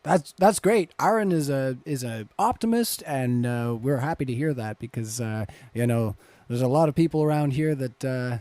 Yeah, you're in the live chat. If you just got something miserable to say, well, you just heard Aron's outlook on life. You're not going to bring him down with your little petty comments in the live chat. So keep them. Well, there's a lot of petty comments. Keep them on point, people, because we don't appreciate people that are just trolling in the live chat. We want to keep. We're trying to elevate the discussion over here at Modern Day Debate and vet a bit more and do what we can. So, behave in there because we don't want to put you on timeout. Pointless Poppy for $4.99. Stuart, if humans are prone to sin and lying is a sin, why is it not likely that followers of Jesus lied about his resurrection? Because of what we talked about in terms of, were the eyewitnesses legitimate? Could we trust them? Were they early? And if it was early testimony, then it was unlikely that this even lie could get off the ground. Was there enemy attestation? See, that's a big one as well. If there's enemy attestation to it, that this really did happen, and we got to make up some type of rumor, then even if they are prone to lie, you have extraneous things going on that still shows that the resurrection occurred. So yes. Didn't occur. Correction. Anybody didn't occur. Yeah, it's a frustrating thing. I see all these comments in the chat and then from also Stuart, where they just say these things like they're true, but that are not defensively true. Well, it's whoever says it most confidently between you and me is going to win the debate. Well, it doesn't matter what our confidence is, because I've seen liars that are extremely astute at being confident. So confidence means nothing. Well, it's just whether you can show that it's true. But it's your word versus my word. So often here, it sounds like. Okay, so, but I can show. I just make a point, and you come down, you bring the gavel with this authoritative statement saying it's just not true. I can't help that I'm right. I'm sorry.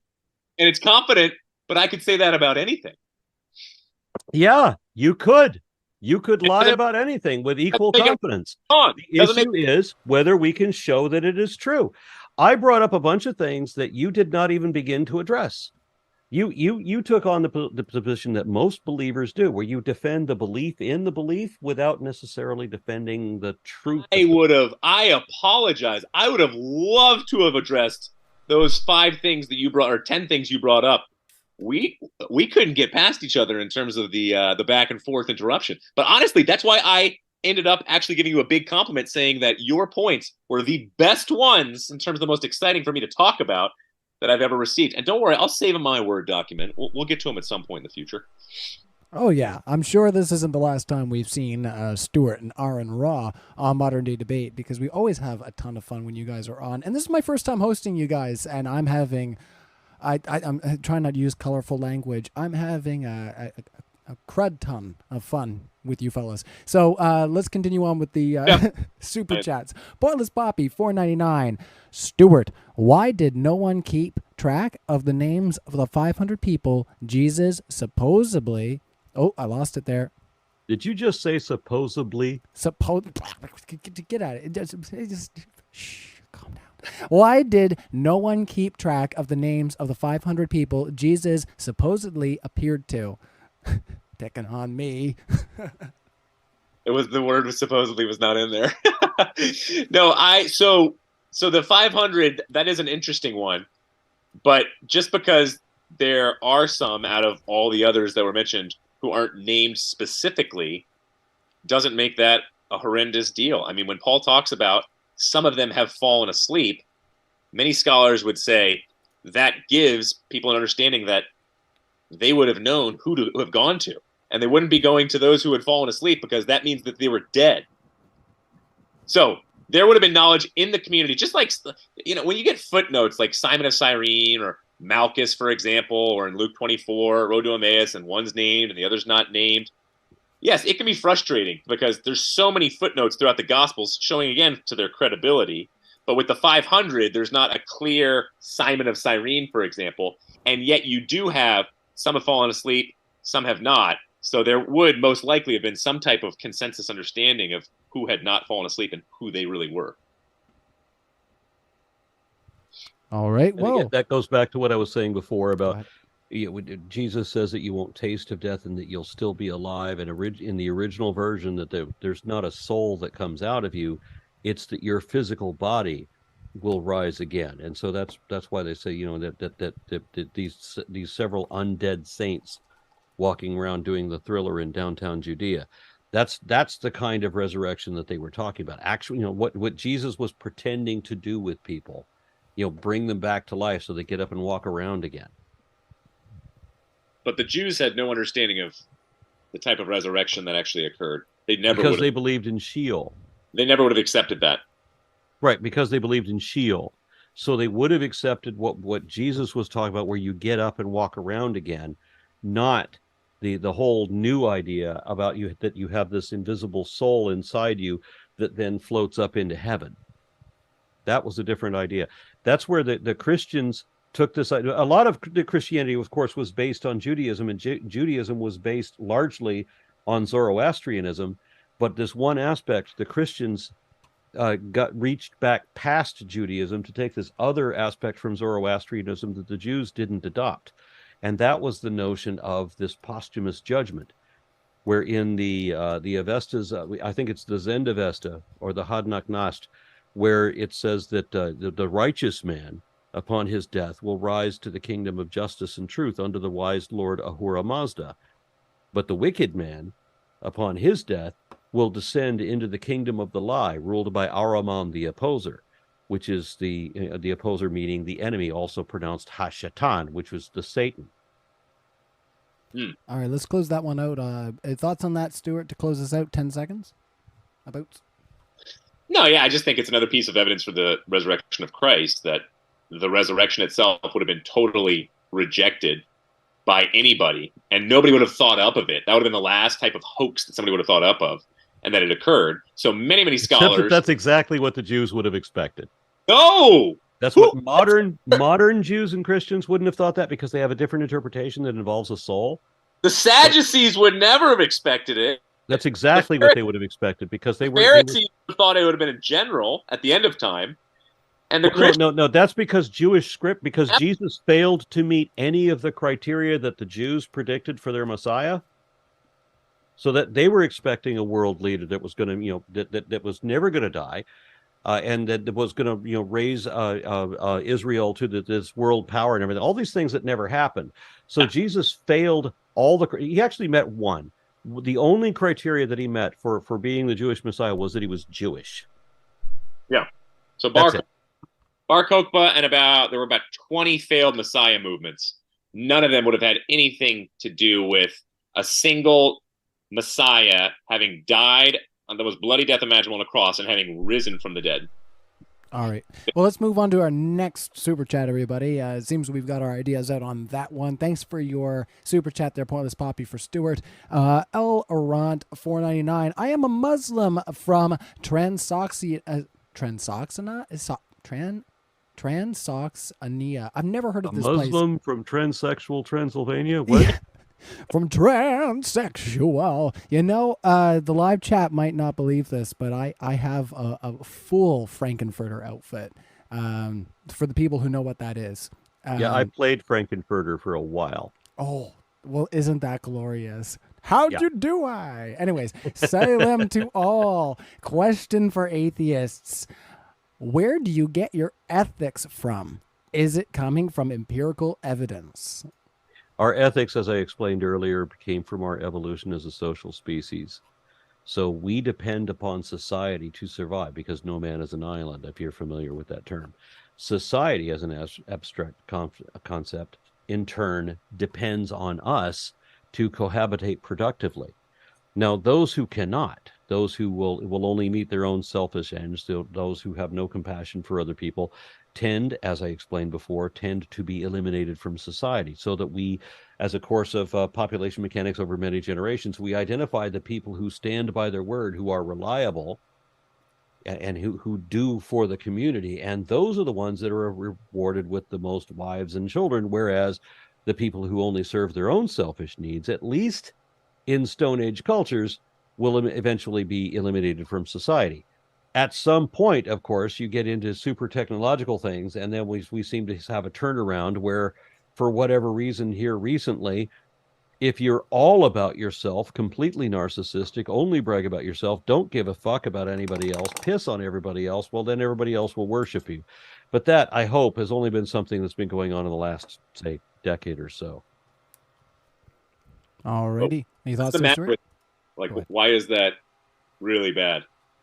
Why is what really bad? The narcissism.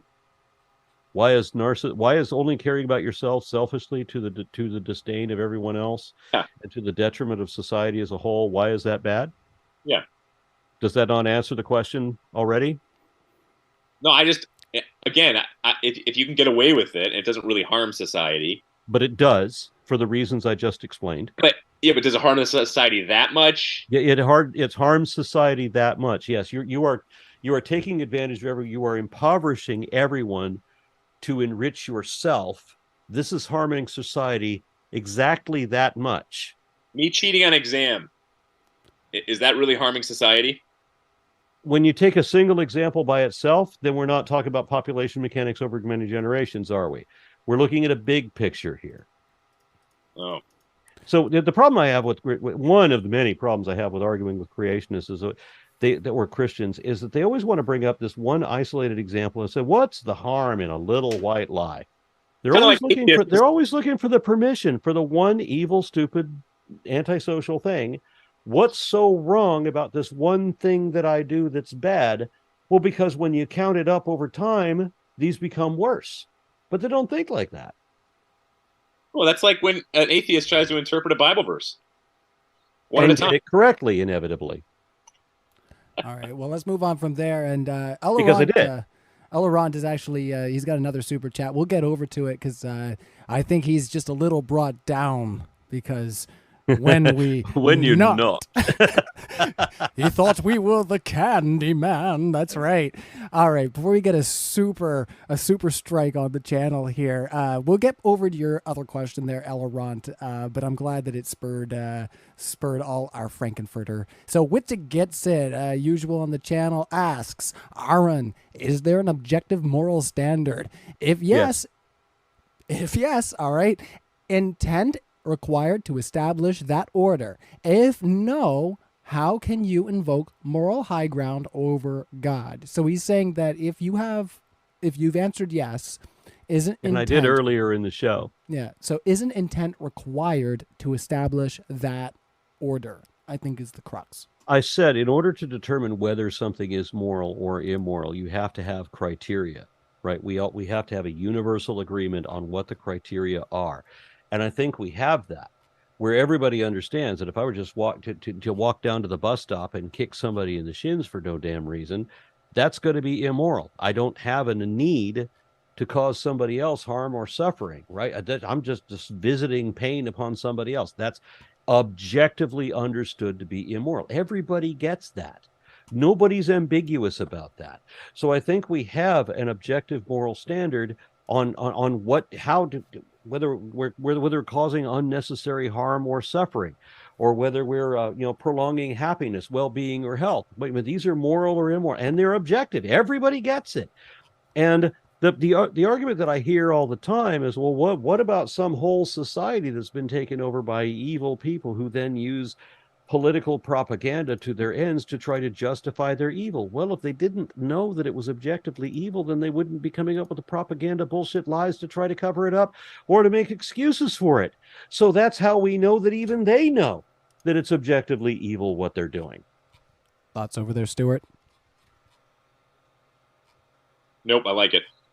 Okay. All right. Does that mean we're in agreement? Is that another huzzah kind of moment?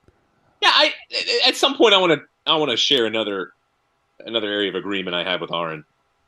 This agreement is, so in the Greek, Jesus does talk about those who are touched by the moon. So it's not him exorcising demons at all times. He did understand, he was ahead of his time in understanding what mental health was. But typically it was exorcising demons. So you take that, he did have a nuanced understanding. The book of Proverbs has a phenomenally mixed understanding that's nuanced. That's why the Bible is the best psychology book really ever written. That's a book I'm writing right now. Please don't say stupid shit while you're trying to make. Here's what you're gonna like. Here's what you're gonna like. I agree with Aron on his characterization or truth. It's truth on what he says about a lot of religious people, religious Christians, if you will, who get half-baked Christianity. Kind of more of the fundamentalist types, some of the snake handlers. And so here's where it gets personal. What do you say about snake handlers? What's that? What are you saying about snake handlers? Hey, don't you do it. It'll do your points. Where are the snakes, Aron? Like, I was hoping to They're see sleeping. one wrapped They're around. behind me. They're all over. I've got like 53 of them back there. I was hoping to see one wrapped around your frame. Yeah, I was going to grab my retic, but he's in a bit of a mood. It's a little inspiration for your Genesis 3:15 paper too. Yeah, true. So anyway, what I was going to say, where I agree with Aron is I have a lot of holy discontent towards a lot of those religious types who totally misinterpret scripture, who make the body, whether they elevate the body too much or say the body is nothing, it's all about the soul. I'll give one example. My grandpa was very high up in the Seventh-day Adventist church, and he got depression and even had a little, probably it was paranoia, but maybe even a little psychosis at one point, where he saw kind of men in suits coming after him on the property. And he was really, really like internationally high up on the Seventh-day Adventist podium. And so a lot of people came to him and was like, whoa, you're way too spiritual. You're way too spiritual to take any medication or get therapy. You know, you're our man. Not God, but you're our man. And so he didn't for the longest time, and he almost committed suicide. Finally, he got on medication, and boom, everything was fine. Great. Went back to his work. So there are a lot of those religious types out there, and I think a lot of it has to do with their own ego, religiosity type, as well as misinterpretation of scripture. And so I have as much anger when I deal with those kinds of people. Whew, takes a lot to hold back, I'll tell you that much. More so than probably any other group of people. So my testimony. Well, let's try to carry on there because we do have quite a few more super chats coming in, and I had a figuring that this was going to go a little over time, so I am apologetic to any of our speakers. But like I said earlier, you know, it's up to you guys if you want to riff and kind of dig into each other's beliefs. You know, I'm all for it, but you guys, if you want to cap it where you want. Oh, Aron is grabbing, I think, something exciting potentially. Oh, I see a little pretty something. Oh, is there a little rattler on the back there? I wouldn't imagine. This is a Dumeral's boa. Ooh, very pretty. This would be a very good choice for your kids. They're slow moving. They're beautiful. They get to be 5 or 6 feet long, sometimes up to 8. Oh. But they're manageable. And I like to refer to these, see these masks along the side, these little tiki masks? They're beautiful. I refer to these as the souls of the damned. Oh, very. Are you into D&D at all there, Aron? I'm a big D&D guy. Well, of course. Okay, well, that's great. All right, I just had what to ask. What kind of snake do you think was in the garden? There wasn't one in the garden. Oh, jeez. I don't mean to offend, but Let's just say if there was, what would you think? What kind would it be? Well, it's a nonsense question. Let's move on, fellas. I don't think we'll come into a moment of agreement here, but that is a beautiful snake you have there, Aron. I didn't think I would say that live. I would recommend this one. Pattern right there. I didn't think I'd be complimenting you on your beautiful snake there, Aron, on a live stream, but that's what I'm doing here. That's a beautiful snake you got there. Ultra for $2 says, to be honest, Aron Ra, I love you, but you do look like a villain. Oh, look at that smile. He's a charmer, is what he is, fellas. Everybody here is a good fella. I've been super enjoying your guys' energy tonight. So this is dirty, rotten sinners too, Ryan. those hands of an angry god. Steven Saul for $20. Trying to throw me off, Stuart, and then Aron's holding that snake. Stuart Saul for $20. Aron Ra. You should just ask for proof of any of the biblical claims you and I both know doesn't exist. Both know it doesn't exist. And for claiming modern standards should not apply to the Bible, then the Bible is no longer applicable. I think, Stephen, you spent $20, and it sounds like he agrees with you. You should just ask for proof of any of the Bible claims. Somebody in your chat mentioned something about Hogwarts. I have to tell you that when I was 12, I remember wondering what kind of an old man will I be. And I looked at the old skinny little guy, bald guy with a cane, and I'm like, is that the kind of old man I'm going to be? And then I see this jolly fat Santa Claus looking guy. Is that the kind of old man I'm going to be? And then I saw Gandalf. Oh yes. You shall pass. Yeah, Aron Ra, you pass. That's fine. You know what? You can be a Gandalf on the stream. That's great. Honestly, that's a great reference for inspiration, because I love those movies. And yeah, a quick shout out to my buddy Josh. We were actually watching those movies just before he moved out, and the amount of quotes that were flying out of me after I watched that on this live stream, I think it was driving everybody nuts. You know, I do not remember this place, or I have no memory of this place. All right, so her band's $4.99. Hey, Ryan, James, could we have a Trinitarian/non-Trinitarian Christian debate in the future? Well, as you all look at the snake there on screen, I'll answer that question. You know, we do sometimes tempt the waters of having debates between two people of the same belief system, but generally what we want to do is have people that are more opposing in their views, so that you guys actually get into more of a nuanced discussion about the differences between these guys and their worldviews and the way that they, you know, assess information. So it is something that we do talk about, but, you know, even when I was vetting earlier for, you know, some speakers on astrology, you know, I was talking to them and I was saying, you know, they said that, you know, there's other classifications of astrology. I might not represent everybody. And it's kind of like, that's fine, because the main point is that we're having that discussion. You know what I mean? So it just the same here. You know, we want to make sure that we're keeping it open and honest and true. Let's carry on. Aron, $4.99. Aron, dude, you are a good person. Disregard haters. Hell in Paradise is revealed as classic conditioning for motivational purposes. God can forgive. Well, that took I wish a I little turn. could say that I heard that whole question. Something about God can forgive. No, he can't, because he doesn't exist. You kind of have to exist in order to do stuff. What was the rest of it? I don't know. I didn't hear it. Yeah, I think that was it. He said hell and paradise are revealed as classical conditioning for motivational purposes. Okay. All right, I didn't. And largely lifted from Dante's Inferno. Yeah, all around. I'm sorry that there's not a lot of like question there as far as like. I mean, maybe Stuart has some thoughts there. You're making a little bit of a brow. What's going on, buddy? Oh no, I think I have a tick on the back of my head. I was a little concerned. Well, that's a little bit different. A tick on the back of your head, that's a bit concerning. So yeah, that's a different. Yes, we're the tick capital of the world here in Fairfield County. We actually have a town next to us called Lyme. That's not good. That's not good, my friend. have a friend who moved here who's making a lot of money with that. There's a new machine out there to treat Lyme's disease. Oh man, that's like living next to gonorrhea syphilade city. Yeah, it's bad. All right, so that's all of them all in one. Gonorrhea, herpes, syphilade. Yeah. Anyways, gonorrhea syphilades. Yeah, yeah, yeah. That's what happens if you get bit by a squirrel. No, it's a joke. Aron. And I remember this girl I dated in high school, Donorrhea. Oh no.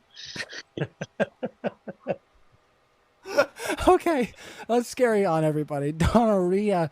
Oh my God. Well, hopefully she didn't make your downstairs too excited because, anyways, it could have been a mistake. Aron, $4.99. Karl Marx said, "Religion is opium of masses, but these days opium became religion of masses. Muslims are not becoming Christian." Stuart, are you smoking? No, I don't know what kind of question that is. Stuart, are you smoking? That's kind of rude. I mean, who smokes, especially in Canada? There actually are some Muslims becoming Christian, but also it's the other way around. And I think actually it's worse for Christians becoming Muslim. Because I think the reason why that is because Islam has less baggage than Christianity does. Oh, the fastest growing church last year was in Iran, and it was women because they were tired of all this sexism. I couldn't believe when I heard that. It's like, how is the fastest growing? You know how I feel with women. So, am I smoking something? I haven't smoked anything for a while. I was just Speak for yourself, Stuart. Funny though, this is coming up because I was just on a podcast. I was just on a podcast where that was the number one question, or is it wrong to smoke weed as a Christian? And we came to the conclusion, a few puffs is not as bad as 3 glasses of wine. So it's not a sin if it's a certain amount of THC in your bloodstream. But I have not been smoking as of late, though. I am lucid for the most part. Thank you to the Holy Spirit. And for me, doesn't exist, by the way. For me, it's going to be a matter of if they're referencing the DMT studies, that was actually what it just takes back. Yeah, I don't know. Alrighty. It's a matter of I'll send the studies, but the studies were impressive. They were also they were shown on Joe Rogan, and a few eyewitnesses who talked about it on Joe Rogan as well. So why would you say they were impressive and then say they were shown on Joe Rogan? You're trying to discredit your own argument. What do you got against my boy Joe? Is he too conservative? He's he's kind of an atheist. He believes Jesus was a mushroom, and that Moses was tripping on. Do not. And coming from the bush. Do not compare me or associate me with Joe Rogan. All right.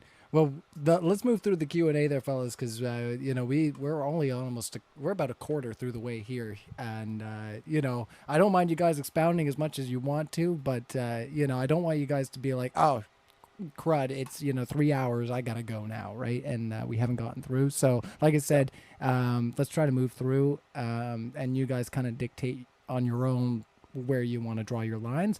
But I'll try to push it. Witsit gets it. $4.99. Aron, how do you account for the 25,000 accounts of our out-of-body near-death experiences, many of which have been empirically validated?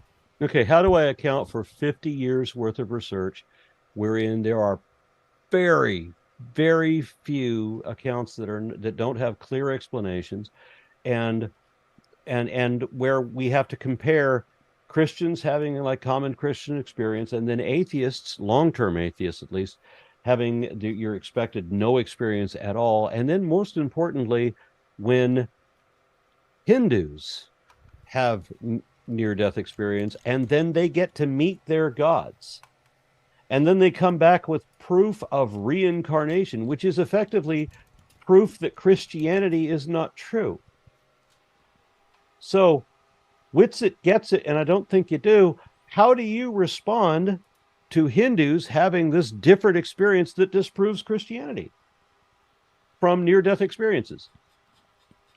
I think so. I think it'd be a broader, if it's a broader question to God. So whether that's Hindus' gods or the monotheistic religions. Well, the Hindus consider themselves a monotheistic religion.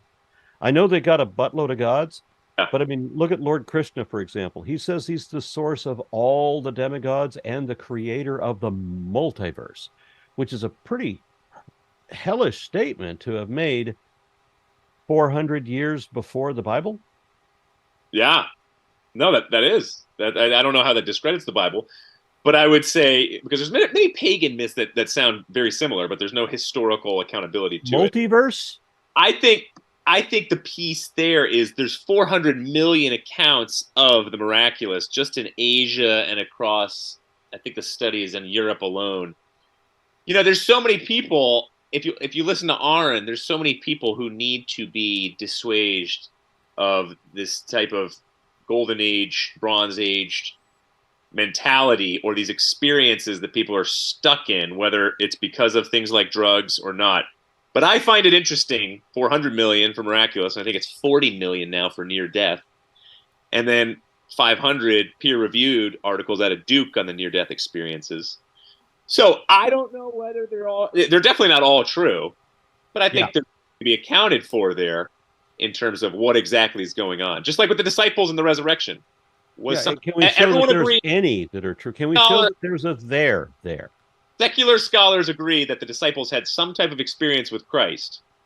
We just don't know what it was. I would agree that they met some faith healer, cult leader, self-professed exorcist, and performing the exact same shtick that same hair color, same that Bobby Tilton and Kenneth and Gloria Copeland and all of those, Benny Hinn, all those kind of people. He's just the first century version of that. And if people are this credulous now in the age of enlightenment, can you imagine how gullible they were in the first century? Or how gullible they're going to be in 100 years from now. It is a sad thing that we seem to be going backwards, and I'm still debating people like yourself. Well, let's try to move on from there, everybody. And unless you had anything to say there, Stuart, Aron has $4.99 a question. Aron, Muslim declaration of faith starts with "There is no God" and continues. Why do you think that is? There is no God but Allah. And then I have a T-shirt to this effect. It says, "There is no God but Allah. Just kidding, there is no God." All right. Well, let's move on from there. Aron again says, and you can buy that T-shirt on evolvefish.com. Awesome. Yeah, and at the end of our closing statements, we'll definitely give you guys a chance to tell us where we can find you at the links that we're going to have pinned in our descriptions. Aron for $4.99 again. This is for you, Aron. I think you can hear me. Yeah, he's there. Aron, a Muslim here. John Locke saved Western civilization from eugenics. He was a follower of Jesus. He based his ethics on Abrahamic tradition. Well, then he was his own enemy, because where was eugenics coming from at that time? I don't know. Where was it coming from? It was disproportionate breeding that was established by the church. The church was the one that was practicing eugenics. All right. I might have some insight here, people, but I did want to just kind of pry there as an innocent interlocutor. So Marty Camagello for $5. Stuart, why are you so anti-LGBTQ? Isn't that the opposite of being compassionate? When did I say that? I never said that. I think that Christianity paved the way for movements like LGBTQ to have the level of freedom that they have. Or go to the Me Too movement, for example. Oh, yes, Christianity with their... Back in the Roman Empire. Yeah, with their support of Leviticus and all of their prohibitions against...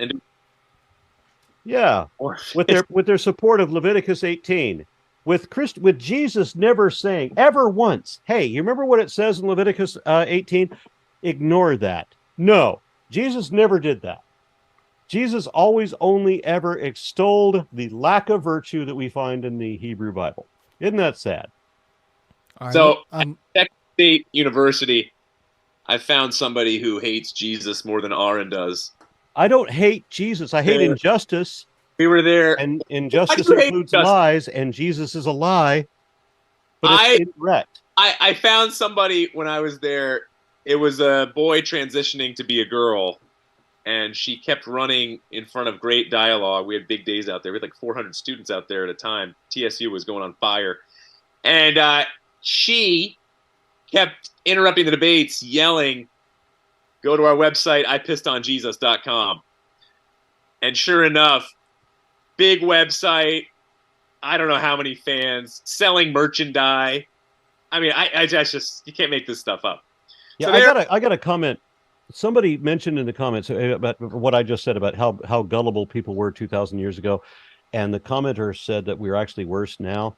And I kind of agree, because I read Vincent Bugliosi's Helter Skelter. He was the prosecuting attorney of the Manson family. I have actually physically met the Manson family 3 times as a child because we lived in Los Angeles.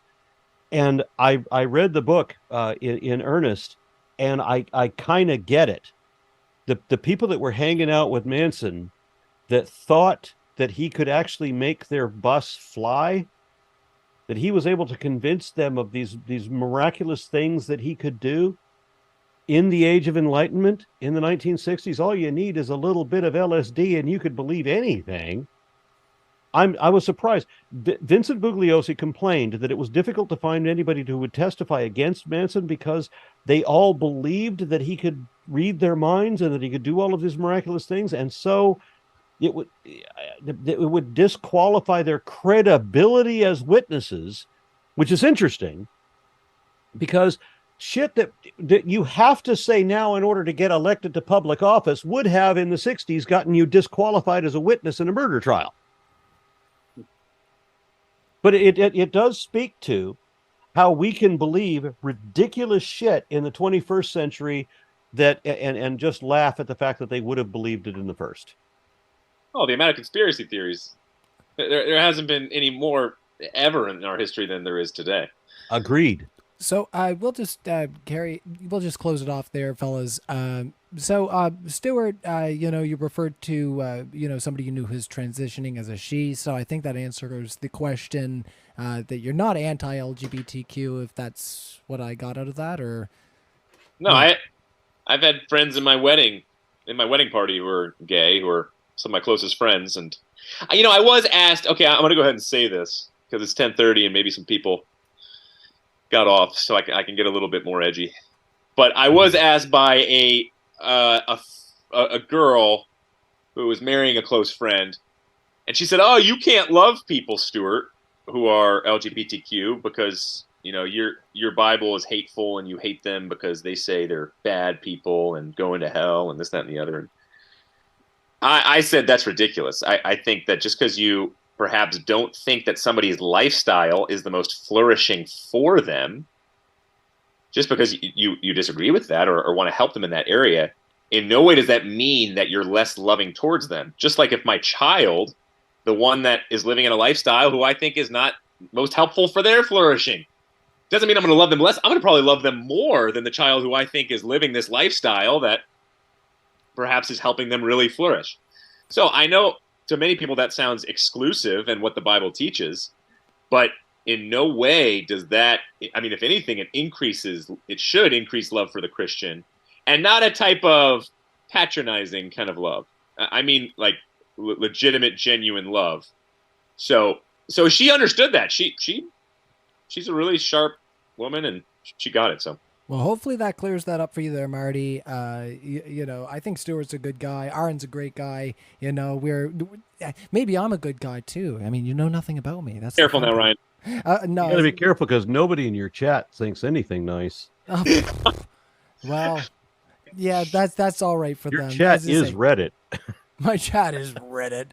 Well, you guys calm down over there and you behave yourselves because I am a nice guy. Stuart's a nice guy. Aron's a nice guy. And we don't really care for people that are just trolling or being general a-holes.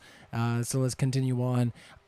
Question. Oh, so yeah. Exit dissolve, $2. Stuart, how many eyewitnesses accounts of the Jesus raised? Oh, sorry. How many eyewitnesses accounts of raised Jesus in New Testament?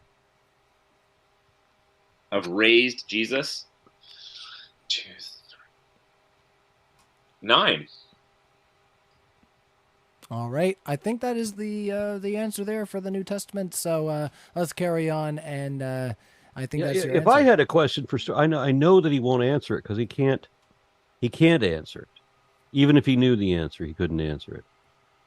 But I want to know why he believes this. And it would take an awful lot of self-reflection for him to come up with that. And I don't think he's capable of that right now.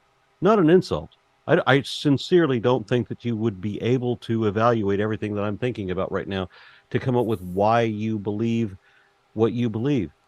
Because I tried. I just couldn't. I had to walk away from all that shit. Well, maybe that's something we could even debate about down the road. But, Stuart, if you had any thoughts on that, in the next 10 seconds, and we'll move on. When your audio goes on, is it speaking over me every time? Because I feel like I'm bottom of the totem pole here. Yeah, unfortunately, I think because we have mics and preamps and, I've got all these guitars and rock gear and all that stuff, I can really drive my voice if I want to. So I won't do that. I think it's a very good question. For me, there's no proof. There's no proof. If I came to this with proof, it would be a different question.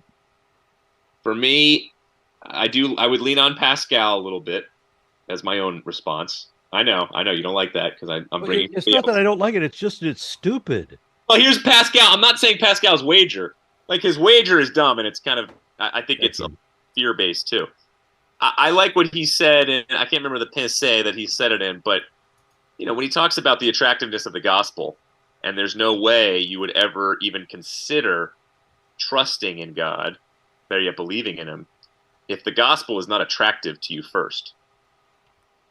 And so I think for me, it's a matter of, I think there's just enough evidence to lead then to my experience and my belief and all the benefits that come from belief. Like there's endless amounts of, like my thesis was on positive psychology and the belief in God, endless amounts. Like atheism, endless as in zero?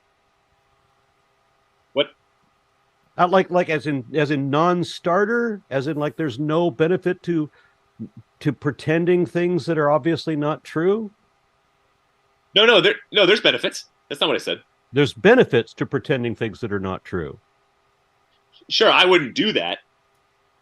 I think the placebo effect absolutely has a serious effect on, say, for example, medical drugs.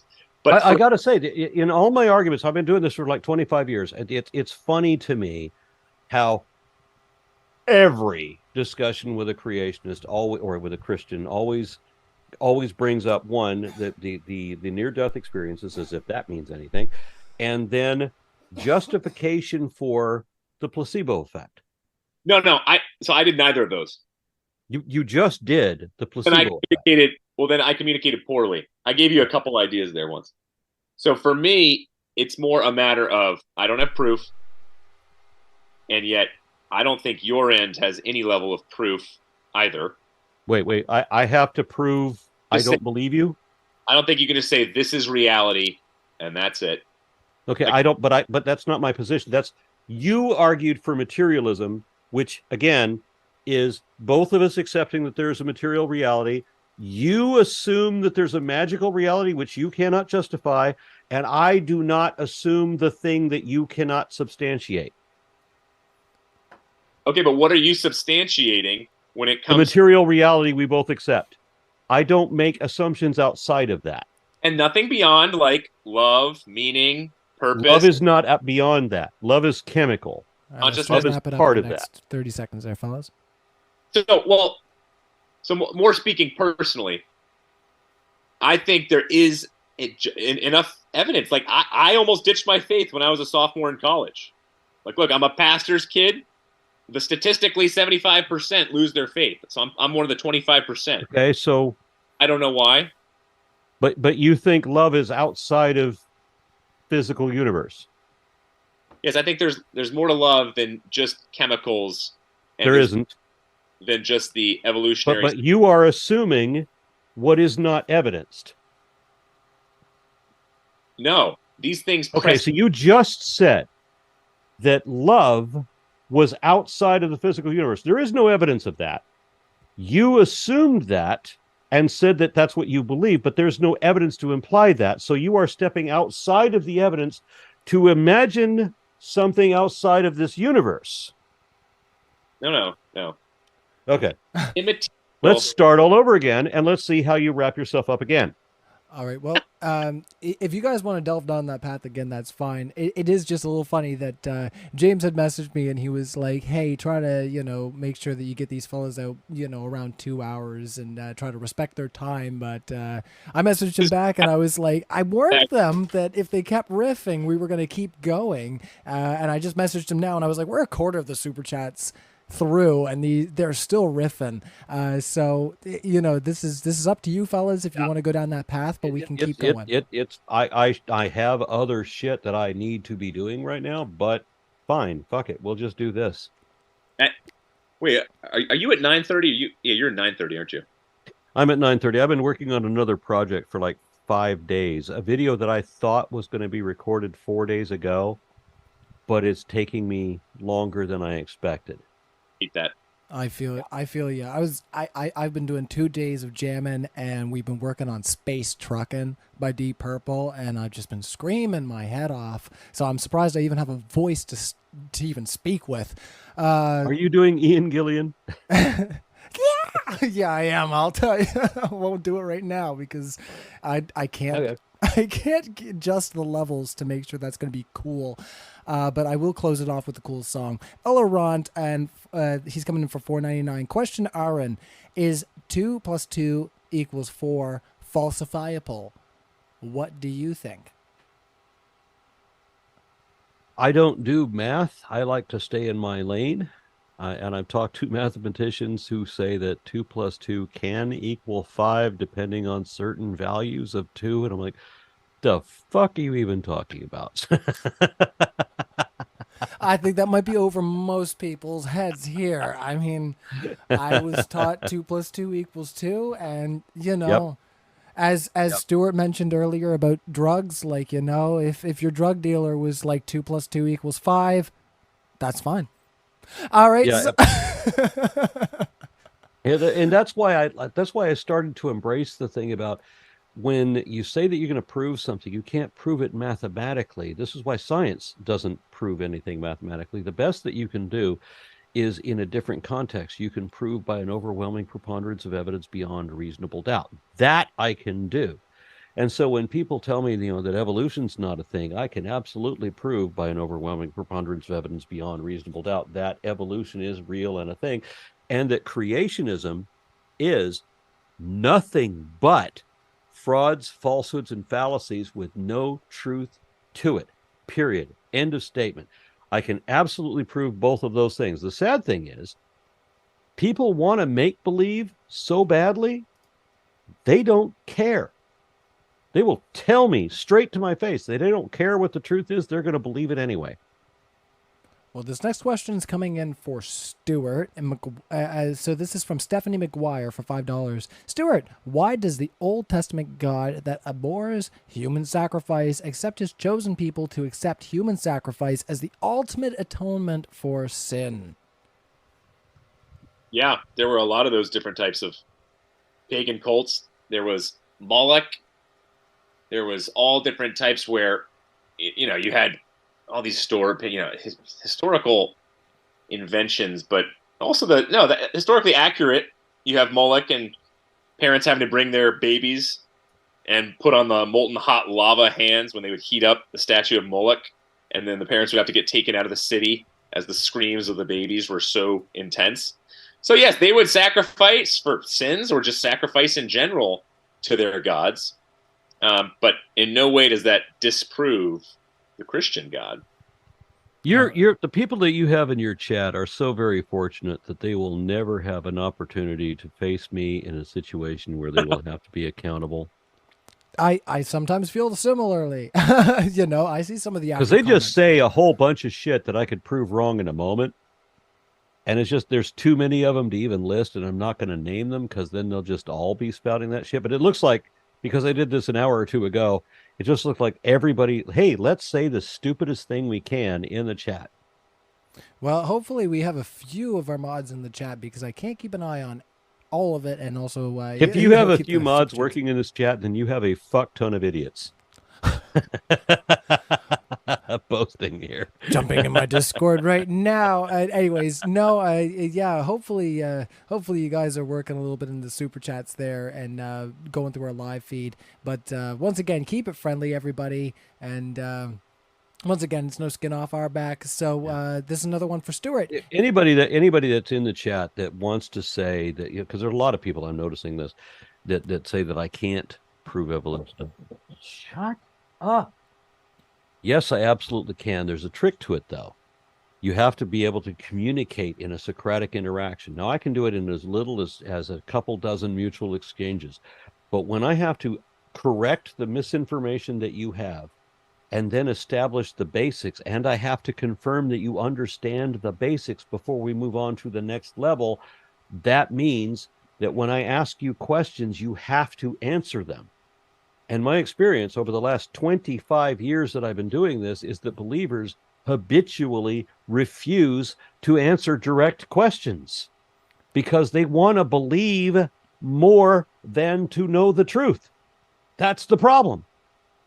So they won't answer at all. I think it would be interesting to maybe even see that breakdown, even if we had a devil's advocate, to see how that breakdown of that interaction happens. But let's move on here. Whoa. Technically, Aron is not allowed to do that whatsoever. I like Aron, and I like listening to him, so I allow him to do that. No other atheist or anybody debating, this shows how much I like Aron, would I ever allow to do that. I would push Ryan right out of his seat until he actually stopped and said equal time here. But I enjoy listening to Aron. So I let him get I let him push and go, and I like that he actually asked me questions here at the end. I do appreciate that it was personal. But I can't get my points off about the resurrection or reliability of the Gospels if I'm going to get interrupted. I'm sorry about that. No, I don't mean to be interrupting you right now. I just meant like as a separate idea, right? That's the thing. No. But we're not talking about the resurrection of the Bible. We're talking about evolution. We're talking about things that are real. That's fantastic. Wait, what? So let's go back to the super chats. This was for you, Stuart. So I mean, we should really be asking you the question. We just got into a different direction there, Stuart. Yeah, that was the one about atonement for sin. Stuart, I don't believe you are for real in your belief. I don't know if I like that one so much. Can you prove you actually believe the Bible and practice your religion? Ooh, is this a ad hominem, if you will, here? I think they're asking if you're a devil's advocate. Are you legit, Stuart? I know I keep making it sound like I'm a proficient author and writer, but I consider titling a book in the future One Step Away from Atheism. Because I've had so many people say to me, "Whoa, you're like inches from atheism." Yeah, I've even had a couple guys. I've had a couple guys come on different podcasts and say, "Yeah, I am here to convert you to atheism." So I guess there's a lot of people. Nobody says that. Oh, they said that. Nobody says I'm going to convert you to atheism. Yeah. Nobody knows what the fuck they're talking about. Well, how do you convert to non-belief? Well, you know what they were saying. Converting out of mind into something else, whatever it might be. But they don't. They wouldn't say convert to atheism. That's stupid. If somebody says that they're going to convert you to atheism, then they don't even know their own argument. Well, let's carry on from there. I think Stuart's made his point, and Aron has made his point, so let's carry on. Fedor Fetis for $5. Does Aron believe that the beasts of Daniel 7 are to be taken literally? Daniel was largely dreams, so I don't take any of that literally. I mean, a whole lot of the Bible was fucking, I don't know whether it was just dreams or it was drug-induced dreams or dreams inspired by stupidity. I don't know. But there's a whole lot of it that was just dreams, and therefore doesn't have any validity at all. If I wrote down all the fucking dreams that I've had that I thought meant something to me, and then I wrote them down in a book for other people to interpret as if it should have the same meaning for them, that'd be awfully confusing. But that's how the Bible is written. It was written by mystics. It was written by people who thought that dreams were God's way of communicating with people, which means that God is inept. All right. Well, for the sake of time, everybody, and, to everybody, hit the like button. What are you doing? We got still over 1,000 people watching this and only 500 likes. Hit that like button if you enjoy what you're hearing here tonight. I think we've got two very amicable speakers on our side here, and good representative sides of our arguments. I'll give you credit for that, Stuart. I will, because modern day debate has pitted me up against some real idiots. I think you guys are both swell fellas. This has been a lot of fun. I'm not going to talk about any of the other people. I'm not going to name any names. But this has been a great. Yeah, I don't know what to say, fellas. We'll carry on. And what I'm going to do is I'm going to set a 1-minute timer, and I'm going to try to keep the questions towards, the people that they're asked to. So good day to you, sir, for $20 Canadian. Oh, Canada. Thank you for your $20 Canadian. To correct Stuart, Jesus, and Mark 16:18. Should I do my preacher voice? I think I should. Let's just get they the will questions. pick up I'm snakes. seeing a lot of questions showing up in the chat, but I'm guessing you don't read them unless they pay something. There's a lot of questions, but yeah, we're going to read just the super chats because there's a ton of them still. And I got a quote here from Mark 16:18, and Ryan, I'm ready to rip. How many of these do we have to ask? How many of these questions do we have to get to? All kinds, but we'll tear through them. Like I said, I'm going to set a 1-minute timer. Let's go. It's 10:46. What time are we going till? I'm at 11:46, so like. Yeah. Well, where are you? How dare you? I'm in Nova Scotia, so like I was just about to say that. My launch into this whole thing, and kind of my kick in the butt was actually running into Shannon Q and Paulogia. And on their, why are you on this show? On their anniversary, and they paid for me and my wife's drinks. It was very kind of them, and I super enjoyed sitting down and chatting with them. I thought they were really cool for doing that. I really enjoy Paul and Shannon Q. They were fantastic people for a number of reasons. So I just wanted to get that on. I don't that I said that. I guess.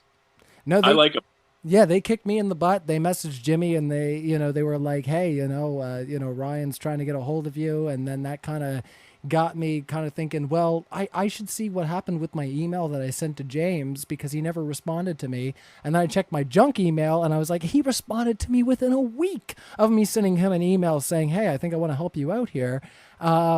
And it was in my junk email, and I missed it completely. So, I would have been on here a lot sooner and figuring out how to actually be good at this a lot sooner had that not You're great. happened.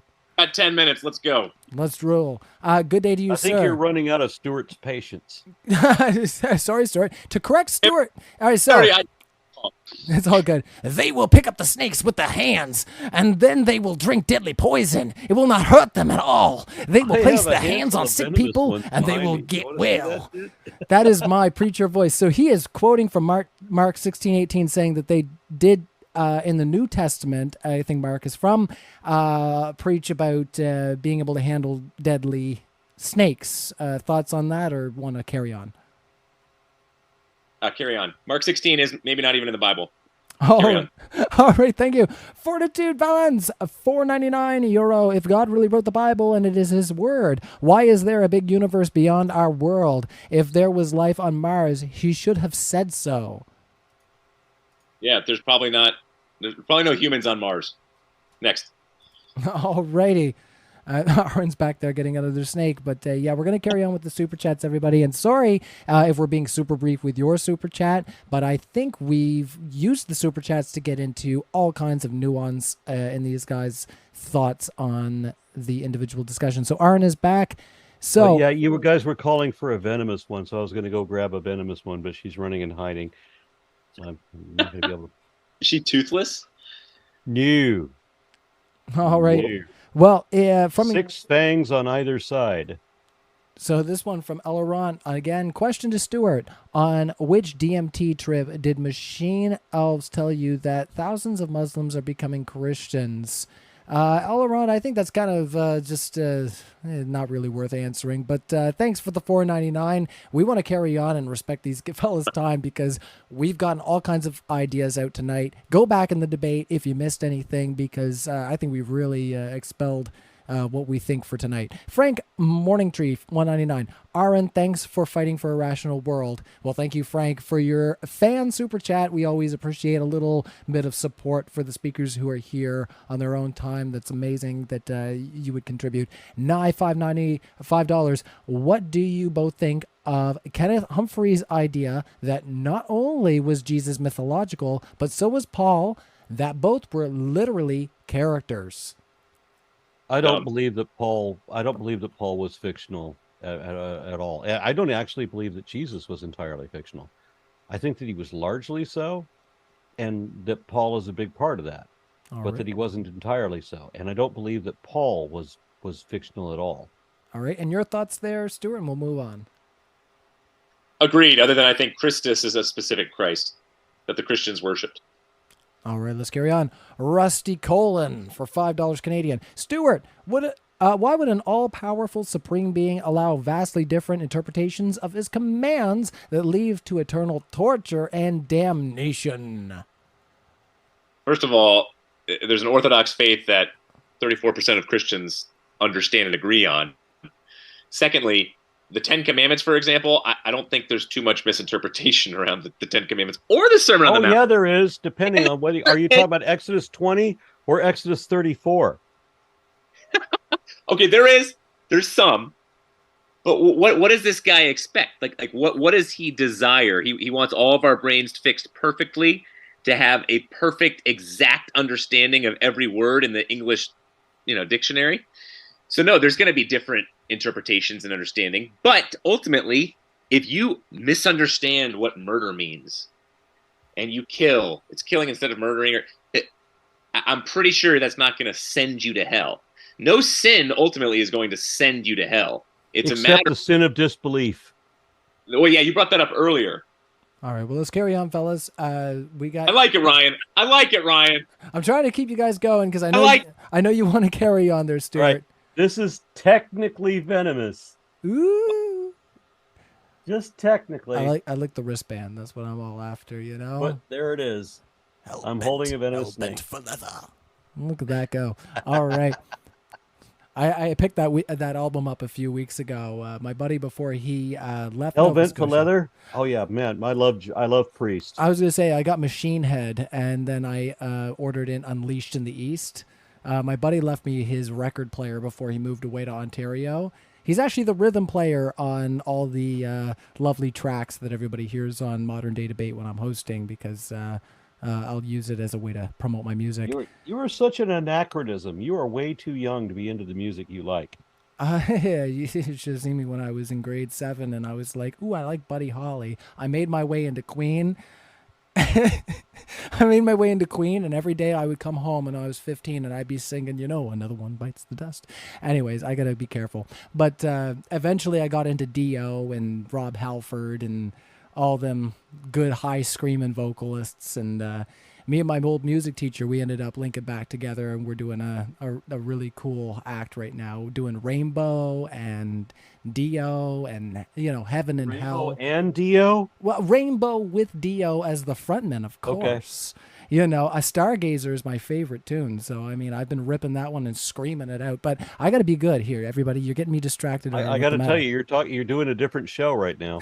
You're getting me distracted on the metal, my friend. All right, so Aron, if your snakes could talk, what would they say? I think they would say, "Holy dive!" Aron for $1.99. Stuart just stepped out, so let's find another one for Aron. Aron, you're a good person. Respect, sir, from Aron for $1.99. Well, thank you. Charles Layer for $1.99. Ryan, indeed, you are goated. Well, whatever that means. I mean, I think that's a good thing. You know, I can scream a good tune. That's good. I'll put something on for the end of the show. Easy Walks for $2. How can Aron hail to Satan and not believe in God? Because in the Satanic Temple, when you hail Satan, you hail yourself, because it's about self-empowerment. We don't believe in a literal Satan. So, and very often when you hear people say, "Hail Satan," listen for a moment longer. They'll say, "Hail Satan," and then say, "Hail thyself." All right. Hopefully that answers your question. Easy Walks. Elrond for $1.99. Aron, why are you arguing for Altarian ethics? Utilitarian ethics? Utilitarian? That's what I'm... Utilitarian. Sorry, I pronounced it wrong. I had to zoom in here. I should be wearing my glasses because I'm older than I appear. Yeah, you're saying that to me. You're barely pubescent compared to me. It doesn't matter. I have no idea. I consider myself utilitarian. So the ethics of what is required of society would be utilitarian. I don't know what... I didn't see the original question. I would ask the person to paraphrase it if I had that opportunity, but given that this is the one time I'm going to hear this question, that's the best way I can answer it. I'm going to be... I interpret it as pragmatic, and I'm a pragmatist, so I'm going to interpret it that way. All right, well, let's carry on. Elorant for $4.99. Aron said Muslims are leaving Islam in West. I am non-Western born Muslim, and sometimes they try to even excommunicate me by accusing me of being liberal. You know you're making inroads when they accuse you of that. Yeah, but I'm not a liberal. I'm a leftist, and so people try to accuse me of being a liberal. I'm like, no, you need to keep going. All right, well, let's carry on there. Stuart's back. Thanks, Stuart, for coming back. Aron, if you need to take a little washroom break, grab a drink. No, I just urinated right here in my chair. It'll be fine. Aron's got a bottle, everybody. That's fine. He's a professional. He's got an elegant filtration system hooked up to him right now, built into his chair. It's fine. All right, so Elrond for $1.99. Stuart, soul is a metaphysical self. It's not matter. Yeah, agreed. All right. Okay, that was the question I was asking before. And as I said, when I talked to a number of neuroscientists and neurophilosophers, specifically Daniel Dennett and Patricia Churchland, they go on about, and the neuroscientists did as well. There's 6 of them. I can't remember all their names, but they all say there's no support at all for mind-body dualism. They're just simply flat out is not a soul. All right, you want to close this out there, Stuart? Nope.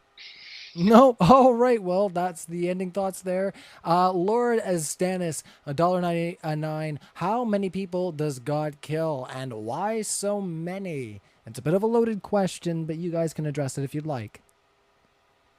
Where is the empirical proof that God kills so many people? All right. Well, we don't have empirical proof. All we have is the mythology. Exactly. And then we have estimates, that God killed everybody on Earth at a given moment. It was the 24th century BCE. So we have to estimate what the population of the planet is, -8. Would you have been okay if God killed the Nazis before they brutally killed 6 million Jews? Would I have been okay if God killed bad people instead of killing everybody for no fucking reason? Are you sure you want to ask me that loaded question? Whoa. Who said everybody was not bad? Because that's what you just said everybody. But bad in actions, thoughts, and behaviors. Every doe in South America, every puppy in North America, it doesn't matter. God apparently had some issue with a handful of people in the Middle East being too noisy. So he decided that the only thing he could do, because God doesn't know how to do problem solving, he decided the only thing that he could do was to kill everybody everywhere, everything everywhere, to get rid of these handful of people in the Middle East. Now, he could have blinked them all into the cornfield. He could, like other gods have done on the Twilight Zone. He could have done a number of other things, but no, he went for the most costly, ridiculous, over-the-top, excessively cruel, stupid kind of act that he possibly could. Why? Because the people who made up this story experienced a flood in their neighborhood and decided to blame it on the gods. Well, I believe in the local flood, so I don't agree with. Okay, so you believe in the flood of Shuruppak in 2900 BCE? Let's let Stuart close it out where it is for him there. You did not answer my question, though. Oh, well, then we'll pass it back. What's your question there, Stuart? About killing Nazis. The glorious. Which not the ones in control of the GOP now, or the ones from a century ago? All right, let's go on. Okay. All right. Before we get into all the jargon, Imaginative Avenue, $20. Guys, let me ask a hypothetical. In the internet, there's a secretive organization called the CSP Foundation. They hunt down and contain anomalies. If it is real, if it is reasonable to say it is real, given its attributes. Is it real?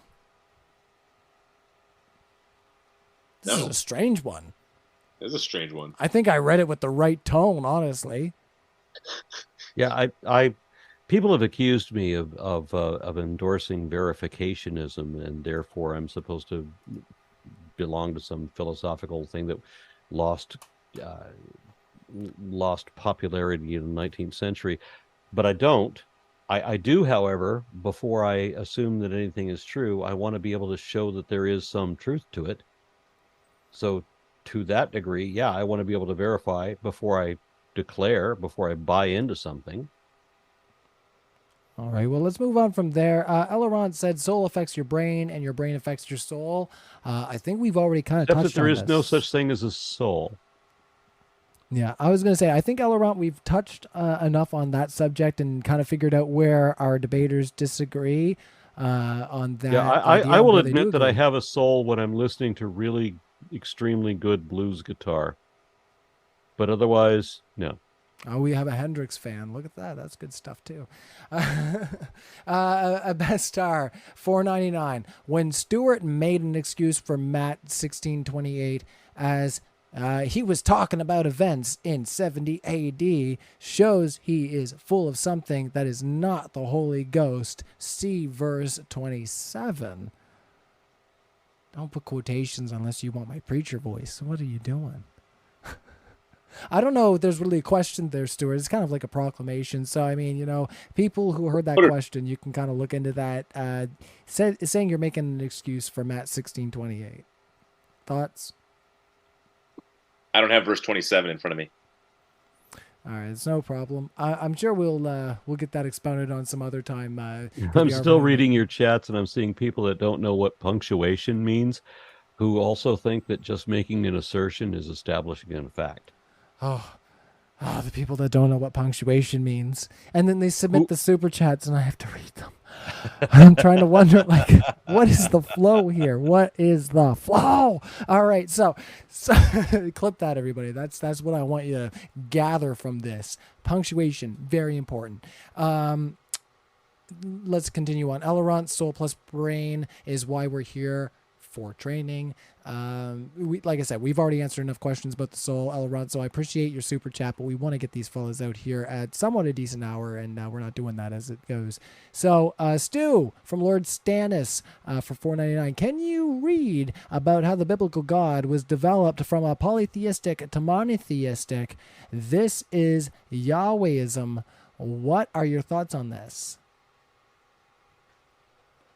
So it was developed from polytheistic to monotheistic. There was no stealing from any type of polytheism. I don't see any evidence for that, and I've heard that once before, but there's no evidence that somehow monotheism stole from polytheism. And okay, so there's the fact that Judaism was originally polytheistic.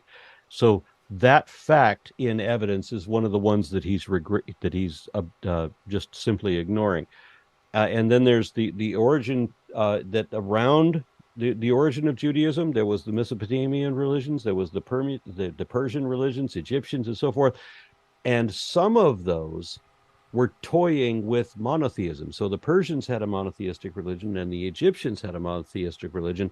And so Judaism was being partially influenced by that. That's another fact in evidence that Stuart is overlooking. So when he says there is no fact, he means that actually that there is multiple facts in evidence. He just doesn't know about them yet. I took a course on the comparative history of world religions. I suggest, Stuart, that you do the same. I had a wonderful instructor on that, and that seems to make all the difference. 10 seconds. My son took the same course that I did with a different instructor after I did, and said that the class sucked, because my son sat through the class with me. We had a Methodist instructor who had a doctorate in theology and had actually personally been to all of these different holy structures across Asia and so forth. But the next guy after him was a Southern Baptist preacher who had never been outside of the United States, and my son said that class just absolutely sucked. All right, so Stu, that was for you. So I'll give you up to a minute to close us out on that one there without interruption. So what are your thoughts there? No, it was always worshipped. The Judeo-Christian God was always worshipped as a monotheistic God. Now, were there influences like Aron mentioned, in the sense of were there dabbling in potential ideas of polytheism? Potentially. But no, there's no show me any type of paper anywhere, any scholarly ancient document talking about that the Jews worshipped many gods at once. And I'll okay. do. Yeah, not a problem. If you visit me an email, I'll be able to produce that. And in the meantime, Spider33, I shouldn't be addressing the people in your chat because they're all fucking idiots, calling me an old childless snake man after having raised 5 kids, 2 of them by myself. Why are your chat people all such idiots? That I have no control over. That's kind of one of those YouTube things. You fellas choose to leave the mark on the planet that you want, but just know that if you're not being constructive, well then it's a tautology. You're being just that. So Aron, $1.99. Yes, they will become Muslim. Alamadillia. Not sure what we got there. Jason Jones, $2. Wrong Pew Research. Wrong Pew. Research better. Sorry, you did have punctuation. I'm not sure what they're referring to there with the Pew Research being wrong. No? All right, sorry, Jason. We've lost that point. That's come and gone. So, Lord DeSantis, sorry. You know what? I've been watching too much. It's been watching too much political jargon trying to find these political speakers. So, you know what? Don't blame me. Lord Stannis, $4.99. Stu, if your father Cliff came to you and said, Stu, God has told me to take you up the hill and sacrifice you, what is your reaction to this? I'd ask which God did that ever, and which book commanded that ever. Because Genesis chapter 22, clearly Abraham tells the servants we will be back. Clearly, God will provide. So there was never any question of somehow him going to stab his son and call it quits in the relationship. All right. Well, let's carry on. Yahooligan for $2 Canadian. He says, Stu, your audio cuts out because of your speakers. So yeah, if you have speakers in your room, and not in ear monitors, it can sometimes cut into your microphone when you're trying to speak. So that could be. By the way, and I'm not getting on Aron for this. Oh, but there he is. We're getting a close up. Hi, Stuart. Some of the portable atheists, the atheists who just are atheists because of daddy being mean growing up, or a bumper sticker that they read. A Genesis 22 type passage with Abraham and Isaac, like that's what I'm talking about in terms of they haven't done any looking into what that passage is actually about. What the meaning is, for example, like it's coming out of Genesis, for example. So you should be really looking into what the narrative structure is and what the meaning is. But then secondly, contextually speaking, thirdly, the Hebrew. And this is not me trying to dance at all. Like I studied this in seminary, and it is so clear that in no sense is this an example of child murder. So this is a perfect example of what I'm stating when it comes to when Aron says just to read the Bible and don't BS around it. I hate to say it, but this is an example of everybody interprets. How are you going to interpret? Are you going to interpret correctly, closest to context, or not? I don't mean to laugh, but the question was about, or the advice about your audio cutting out. And the next thing we know, we're talking about murder. That's what kind of set me off. I was like, this was about your audio. And then it happens, everybody. We're back on topic. That's fine. Aron, $4.99. That was already asked, actually, while you were on break. That was for Aron. That's for Aron, $1.99. Aron, lack of kindness will be your weakest point as kind of I shouldn't have read that. Sorry, I'm just kind of reading them as they come in. That's not really a question. I've been kind. You have no idea the amount of patience that I've exhibited for this. I think everybody's being good tonight. Aron is very kind for an atheist, all right? So you leave him alone. For a human being, I love all of you fellas. You're great. Von Zoom. Good love, Ryan. You calm down. Don't you pull me. Tell everybody you better explain what that means. $9.99. I love watching you guys talk. A $9.99 question for Stuart. Why believe in an empty tomb when victims of crucifixion were left to rot or be eaten? Yeah, not in a massive grave with the stature of a Jesus Christ figure. A common grave would have been for somebody who was completely not known. He wouldn't have been tried like Jesus was tried. So, all right. Or the way that Josephus describes it, which I don't defend anything that Robert Price says because he and I are politically at ends. But I did read an interesting thing from Robert Price about the interpretation of Josephus as compared to Luke, that there's a point where Josephus Bar Matthias can be interpreted as Joseph, by his Hebrew name, could be interpreted as Joseph of Arimathea. And the way that Bob Price puts this, it was interesting to read the two captions together and realize that this is the same story being told from two different perspectives. I had to be impressed with the way that he drew this extrapolation. I'm not saying it's that it's necessarily valid, but it did seem to be the way he presented his argument. And as I said, Bob Price and I liked the guy for a long time. He and I are politically at odds. But I did like this one argument that he made about that. What were the different angles? The way that Joseph Bar Matthias, which would be Joseph of Arimathea, the way that he shows up and he has three friends who are on the cross, and then he goes to Titus rather than Pilate. He goes to Titus, who was actually the person in charge at that time, and he begs to have his three friends taken down. And then two of them live, and then one of them died. And it just the way that he tells the story, when you read Josephus through the eyes of Bob Price, and then you read Luke, it does read as if it's the same scene from two sides, or from either perspective. That Luke is writing about the same scene as Josephus is.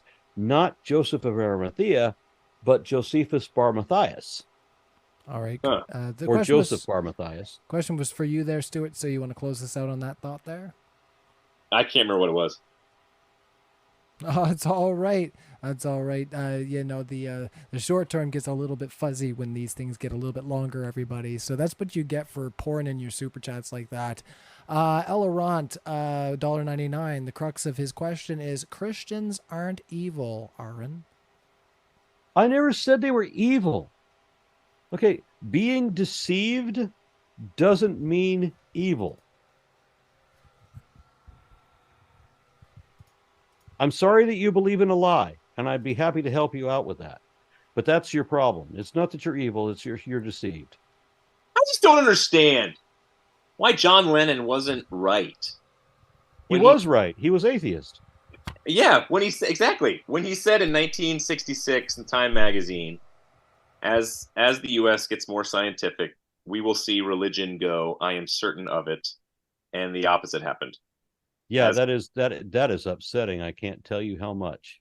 As science has increased, I mean, as somebody who grew up in that time period, who looked to Star Trek and so forth as like, okay, we're making advancements, we're learning the errors of our old ways, we're learning the new truths, and we're going to get better.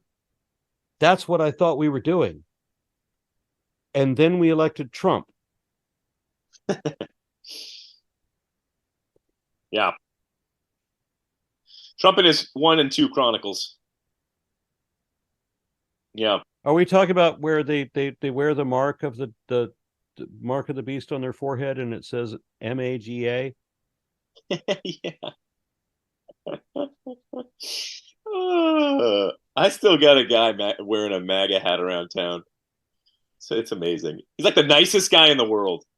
So if anybody ever goes after him, they should feel very poorly. Yeah, my mother told me that Trump was still president, and I made her sign a document that if by September of last year, if Trump is still in Mar-a-Lago and Biden is still in the White House, will she admit that her news sources were wrong? And she signed that, and then I pulled it out in September, late September. I pulled that out and like, you remember signing this? And she said, "You'll find out eventually." Okay, so you just don't stand by your own word at all.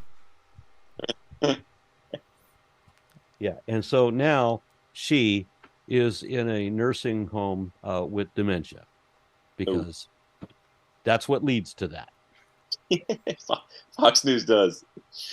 All right, well, let's carry on there, everybody. And sorry to hear that as I pop back in. I left on what would seem to be a happy note for me as I was like, oh, let me go use the washroom right quick. John Lennon, yeah, he made some great music. And I come back. And then you left me and Stuart alone? But you guys, you know what? I came back and you guys were behaving. And that's better than I could ask from my children and some of the other people I've hosted on here when I've had to pop out and use the washroom. And I come back and I'm like, who's biting whose head off? What's going on here, Bice? All right, so in defense of wait, how many questions are left? just a few more. We're getting to the wrap up here. In defense of the I'm gospel. going to need another beer because I can tell because that was an hour ago that he said a few more of the last. Yeah, honestly. Yeah. Well, I'm trying my best. Don't worry, Ryan. It's not my fault. It's only 60% your fault. 40%. I've said 10 seconds, 15 seconds, 10 seconds here, fellas, 30 seconds there, and then like 5 minutes later, you guys have finished up on your point. I don't want to cut you off. I mean, I want you guys to be able to get your ideas out there and what you're thinking. Yeah, well, you've been talking some School of Rock too, mister. I had to do what I had to do, you know. Yeah, you are an anachronism. There's nobody with a face that should look that young that likes the music that you do. Wow. For you. That's all right. I was gonna say, yeah, anybody who likes what I do as far as like the modern day debate, you can check me out on Facebook. I got a group called Light and Shade. We mostly just do like Led Zeppelin covers, and I think the last clip I put up was like Stairway to Heaven or Over the Hills and Far Away or some nonsense like that. All right, so that's really old shit, man. I love it though. I like that explosive vocal stuff, and it's funny because and then you two talk about the I am no musician, although I like my Keith Green. Aron may know who Keith Green is. No, neither of you guys know. Makes me sad. How Was he about the brother of Hank Green? he was That's he was John Green. Tammy Faye's favorite singer. Did you see Tammy Faye? Tell me you saw. Oh, Aron, you got to watch Tammy Faye. You know, it's Tammy Faye? Tammy Faye. You know that evangelical leader back in the. Jim and Tammy Baker? No, it's definitely Tammy Faye. It's Tammy Faye Baker. I used to watch them all the time. Yeah, yeah, Whenever yeah. whenever I really wanted to get pissed off, I would watch Jim and Tammy Faye Baker. Bro, you got to watch the movie. Jessica Chastain just won the Best Actress for it last year. I can't believe you haven't seen it. You got to let me know what you think of it. You're gonna love it. It's gonna. It was so irritating. That I is a remember, great I remember cut. watching this one show where they said, and this was like 1982. And they brought in these people that used to work for Gary Gygax, and they said, is Dungeons and Dragons a satanic organization? And the answer straight up, no. As a matter of fact, we've even hired a Catholic priest to make sure that nothing that we've posted in our publications could possibly be interpreted as satanic. And so she grabs the camera, Tammy Faye does, and says, see, Dungeons and Dragons is willfully a satanic organization. I'm like, you fucking lying cunt. That is not at all what they just fucking said. Right for it. But that's what evangelicalism is. Lies. That's it. That's just lies. They had what the fuck, the old codger that just died, the one that always Falwell, says are you thinking? stupid shit against hating people. What was his name? Was it Jerry Falwell that just passed away? Was that no, him? it was the one after him. It was Paul Stanley. no. The one where there was a lot of memes about it, though. Basically, the Christian Coalition, the one that was running the 700, Pat Robertson. That was it. I remember the memes. Yeah, yes. the one who told his 30,000 some odd followers in 1993 or 4 to go out and kill homosexuals where you find them in order to prevent earthquakes. That guy. Yeah, I forgot where I was going with that. That's all right. We launched from music. I saw him on Jim and Tammy Faye's show, and he was showing Ozzy Osbourne's "Speak of the Devil," and he was talking about how this is all satanic music. And I'm like, Ozzy's like spitting grape jelly out of his mouth for a fucking studio album. Why do you have to like over dramatize everything? Because they have to lie. They have to keep people scared in order to keep the donations coming in. And that was the foundation for Fox News. Well, let's carry on with the super chats there, fellas. But I think that's a true debate that we should have there is, who is the better front man, Ozzy or Dio? I mean, Ilan Gillan did that one album with Sabbath, and so did Rob Halford. But I think Dio and Ozzy, that's the real debate right there. All right, in defense of the gospel. You are an anachronism. $9.99. Aron, you have a terrible hermeneutic. We are saved by grace alone, by faith alone, through Christ alone. We are called to confess for our sins and repent, not by our works, and that no one can boast. It's a more empty assertions that you can't verify. I wish that I could be like religious people and just like make up whatever I want to say and then just say it like it's truth, and then have people give me millions of dollars for having lied to them. But unfortunately, I have ethics.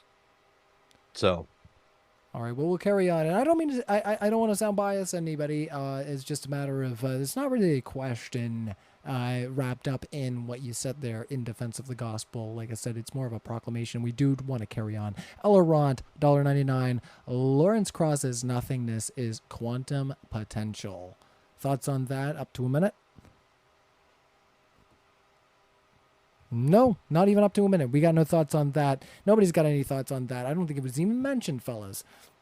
So, Charles Laynard, $4.99. Aron, if you want proof of ghosts, just try emailing Stuart. Oh, I should have read that one first. Yeah, bitch. Well, that's fun, Charles. We enjoy having a little laugh every once in a while. And I'm still seeing some floating turds in your comment section that want to accuse me of lying, but of course can never say anything that I've actually lied about. You can't show that what I've said was false, nor show how I knew it was false when I said it, because you can never show that it was false. There's a problem. If you can't meet criteria 1, how are you going to make it a problem 2? Well, you heard it here, you floating turds. That's what Aron Ra thinks of you, and your criticisms there. Check out our speakers. They're both going to be linked in our description if you want to hear more from either of them. Easy Walks, $5. How does science measure and study what they can't see or prove? How does science measure or study what they can't see or prove? Is it supported? Is it not? If it's not, let's talk about what is. All right. Let's carry on. Nuzzy D, $1.99. Why is Christianity more true than any other? So, Stuart... any other what? I think they mean... bullshit story? I think they mean more than any other religion. So, Stuart, I'm going to give you up to... if you want to expound for 30 seconds why you think Christianity is... Because the grave of Buddha, Muhammad, Shirley MacLaine, they're all full, but Jesus Christ's grave never had a grave. Is Shirley MacLaine dead? No, she's alive. Yeah, but and Jesus never had a grave, and wouldn't have had, because he would have been like tossed in. He would have been tossed in with all of the other that were just refuse, like a big pile of people, except for this Joseph of Arimathea, Josephus, who then wants to save his friend. And so he puts him in his own private tomb, only he doesn't apparently get there, and there's some problem. And then we got a bullshit story about how the disciples later start recognizing random people in the crowd as if they're Jesus, and the people they recognize don't even cop to being Jesus. What? But they recognize him as being Jesus anyway. What are you talking about? All right, fellas, I'm trying to rein you guys in on these super chats, but you're riffing harder than rock stars, I'll tell you. These guys are rock stars, so hit that like button and and can we just come back to the summary of what would be the point if Christianity was real? Obviously, it isn't. But if Christianity was real, the whole thing is that we're supposed to believe. It doesn't matter what you do. It doesn't matter what your morality is. It just matters what you believe. Do you believe the right type or brand of bullshit story for no reason? And then you're going to go to hell if you don't. So you have to violate the first commandment of the Jews to believe that Jesus is this God in front of God. So you're going to, thou shalt have no other gods before me, except that nobody comes through the Father but through me. So you have to violate that to believe in Jesus. And if you don't believe in Jesus, merciless, psychotic fucking torture forever and ever and ever and ever. It doesn't matter if you had good reason, because God is not a righteous judge. He just judges not morality, but whether you believe and what you believe. And if you did, and it doesn't matter why. I didn't give you evidence. I, Jehovah, hid all the evidence from you. I gave you only evidence to show that all of Christianity is bullshit. And so you believed my lie, and therefore I'm going to torture you forever. Forever and ever and ever. That was a great lie. That's Christianity. I'm an annihilationist. I don't think it goes on forever. Let's carry on, fellas, because the longer we riff, the more we generate interest in super chats. And you guys are, like I said, the more you carry on, the more you're going to keep yourselves here, because these questions are going to, create more big solos. So, Aron, crime doesn't have religion. Cool. I think we can carry on. Abraham Tardif for $1. That's your first super chat. Thanks for the $1. $9.99 from Mal. Stuart, that was a stupid and dishonest jab that you made to assert that the person you mentioned killed themselves because of atheism. Is it a self-identifying Christian has never... Let's be fair. He said it wasn't because his worldview was empty. He did assert that the worldview was empty, and that is wrong. That is a lie. But he did say that it wasn't because of that. And that was just his take, not mine. Proceed and hurry. So, because atheism is not an empty worldview, people in the chat say that they want that I want people to be as empty as I am. I am fuller than most of your people in your chat. Well, let's carry on. I've always had a rewarding life. I wish everybody else could have enjoyed life as much as I do. I'm 60 years old. I'm going to die at some point relatively soon, and it's okay because I had a good run. I wish everybody else could say that. They can't. What if you didn't have a good run? That's not okay. You just said it's okay because you did have a good run. Because I feel good about it, yeah. So many people don't feel good about it. The majority of people in this world don't feel good about it and don't have a good run. I get that. And I want to empathize with that. If I had had 60 years of struggle and pain and torture and failure, and that's all I've ever experienced, I would feel terrible about that. I don't know how to relate to anything other than what I've experienced. All right. I wish that other people could feel as rewarded as I do. If I died when I was 20, I would have been happy. I mean, because I had a good run then. It's just the guys who were dying in the Balkans, and they said it's only in the comfort of a white suburban home that we can say that we had a good life, a good run, and act like everything's fine. White suburban home? I didn't live in a white suburban home until I was 40.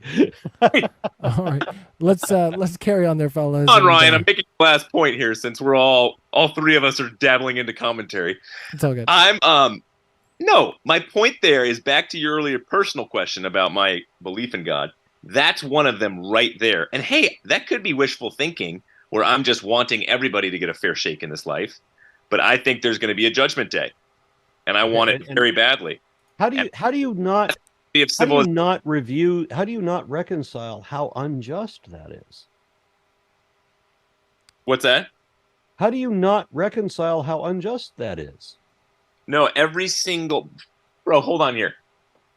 Every single stoppage that you have in, say, the Middle East of the cycle of revenge, the revenge cycle, is when that people group believes that there is a judgment day so that they don't have to get it here on this earth.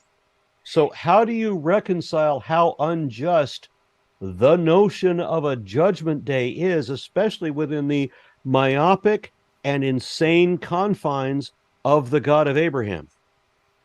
Look at the prison system. You keep people locked up their entire lives. Is that unjust? I don't advocate that. All right, let's try to move on there from there, guys. I don't. I don't think that's effective because there's nothing about rehabilitation or forgiveness, and I'm about those, both of them. So, Ivan Tchaikovsky for $5. Thank you, Aron, for helping me finally realize the lies of Christianity. Thanks for the compliment there, Ivan, for the thanks. Any idea if you and Gutsick Gibbon will have any more videos in the future? Gutsick. Are you asking if I will have other videos with Gutsick Gibbon? Yeah, I think they want to know if that's something that you got planned in the future. Oh, I'm hoping so. She's a fucking star. All right, excellent. Let's carry on there. Aron, $1.99. Ryan, do your job. Time to answer the questions. I'm getting to it. I like to let the people riff off, and I think this is going to be probably the most we've gotten to expound on Stuart and Aron's beliefs on modern day debate. Albeit with some warning from me that they're riffing a little harder than they usually do. Witsit Gets It, $4.99. Physics at all scales shows us that all phenomena is in a process of seeking a state of equilibrium. What is the antecedent for the intrinsic order? I will grant that you either, in nature, you're either going to achieve balance for some time, or you're going to fail to achieve balance for any time, in which you had to calamity. So the only way you can prolong your being is to achieve balance. But there's no goal. I mean, it's not intentional. All right. Well, let's carry on. Aron, $1.99. Bring Sharia law and ban beer here. Just kidding. No, never ban beer. Never take my sweet beer away from me. All right, now, Blaster Master 80, $5. Stu, what convinces you personally that Christianity is true? Yeah, what is the appeal? That would be my question. Let's try to get it in 30 seconds, if you don't mind. What is God of the universe actually loves you, is with you here, and there's an eternal reality awaiting. But aside from the fantasy, biggest appeals. Well, you said appeals. I'm not talking here. I'm simply talking. Since there's absolutely no indication that that's real, why do you believe it anyway? No, it's one or I just wanted the first question. I think there's all the evidence in the world. You know, the teleological Meaning none, meaning zero. teleological argument, meaning So there's not one single fact in evidence at all. many biologists and many astrophysicists now are saying they're probably. That there's no evidence whatsoever. But you're asking me the attractiveness of it, and that was Right. my. I want to know what is the appeal of believing something for which there is, according to universal consensus, there's zero evidence at all. Period. Sorry, say that again. Yeah, none. Despite the fact there's absolutely no evidence for it and a shit ton of evidence against it, why do you believe it anyway? Just because you say there's no evidence doesn't mean there's no evidence. But because there is no evidence, I am forced to say there is no evidence. Because you know how much evidence there is? I'm going to be literal. This is mathematically accurate. That's the evidence you have. So why do you believe it anyway? You're a dying breed, Leo. I'm pretty sure atheism. What movie are you quoting? Come on, bro. What About Bob? Really? You haven't seen What About Bob? You neither have. No, but since there is not one single fact in evidence for your belief, which we established in the early part of this debate, why do you still make believe what is not evidently true anyway? What is the appeal? All right, let's do that within like 15 seconds. Let's move on to the next one there, Stuart. Like Blaise Pascal talks about, if you find it attractive, then you will honestly start to look into the evidence. I don't think Aron. Wait. So if I find it unattractive, yeah, you're not. If there's evidence, I'm going to look for it. It doesn't matter whether it's attractive or not. No, but if there's no evidence, then it doesn't matter if it's attractive. Totally false. Totally false. I talk to kids about this all the time and adults. Kids. Okay, I'm glad you threw in adults at the end because that's the only ones I care about. If they come in and see that the gospel is unattractive, I have to change my identity to fit that of a god, then they're not going to honestly look for evidence. There's no way. Well, then why don't you present the evidence? Oh, because there isn't any. That's why. You are biased. All right, let's carry on there, fellas. No evidence. There is not one actual fact in evidence to support your belief. Period. Right. That's it. That's L. All right. We definitely know that you guys stand on those pillars on this discussion. So let's carry on. Witzik gets it. We have a shit ton of evidence to show that everything you believe is a lie, but we don't have fuck all to say that there's any truth to it. So why do you still pretend what is not true? I want to know. What is the appeal? Why do you care so much? Because I believe in truth, and it maddens me that I have to talk to people who refuse to, who don't care what the truth is, who tell me deliberately that they know that what they believe is not really true, but they're going to believe it anyway. Who say that these may be what the facts are, but I prefer to believe this. So that bothers me. Great conspiracy theory called Christianity is harming the world, and you're out to set people free in a very driven way. I'm trying to be honest with people. That the thing that irritates me the most about your religion is the fact that it's entirely based on lies. That everything you can say in defense of it, absolutely every single thing qualifies as a lie in defense of your belief. Everything. Zero exceptions. And there is nothing true about it. That bothers me. That's where as somebody who loves truth and who only wants to believe things that are true, it confuses me when I meet people like yourself who don't give a fuck what the truth is. You're going to believe the make-believe that you know is not really true and lie about it on top of that. That confuses me. Why would you do that? Just see truth differently. 15 seconds there, Stuart. The truth is what the facts are, what we can confirm. Not whatever else we might assume or imagine beyond or instead of that. All right, hold on there, fellas. That is the realm of religion. Baseless speculation asserted as if it was a matter of fact. That's your belief system. We got more super chats pouring in. The longer, like I said, you guys go. You better get on faster with those super chats. It's not my fault. All right, Stuart, 15 it's seconds. Not my fault. I was going to say, I'm doing what I can, guys, but... as long. We just want to see you get mad at some point. We 10, want to see 10 seconds. Yeah. I respect that Stuart's ship looks very much like my ship. Oh, Ooh, very nice. But yes, I'm doing what I can. But indeed, that ship with has that tone. sunk. Yeah. So Do I need to pop the cork on another one? Or are we going to get through this tonight? we're gonna try. I don't know what you. It's like I said. I'm trying to speed you guys along, but you guys got a lot of things you're thinking about there. Hold on there, I'm Stuart. just kidding. Keep going. I was gonna say you're making this worse. Witzik gets it. $9.99. The first gulp from a glass of natural sciences will turn you into an atheist from the bottom of a glass. God is waiting for you. Aron, when are you gonna finish your drink? Witzik, you're just being a troll. I'm sorry, Witzik. I like you, but you're being a bit trolly. Solo $4.99. Oh, Solo $4.99. Why is it Yeah, reasonable? somebody told me that I should debate Witsit Gets It. And I went and looked up, I don't know, 2-3 things. And I was convinced that Witsit doesn't get it, like about anything. And so I decided not. Oh, it sounds a bit like a I'm call not out, though. qualified to give that person the help that they need. Well, let's carry on then. Solo $4.99. Why is it reasonable for atheists to require visual evidence when the apostles of Jesus required visual evidence of the resurrection? Because you have seen because you saw evidence, but blessed is he who has not seen and yet believed. Because we're selling a bullshit story, and so you're not supposed to question us. You're just supposed to shut up and believe whatever we tell you because we tell you. That's what religions decree. All right, let's carry on from there.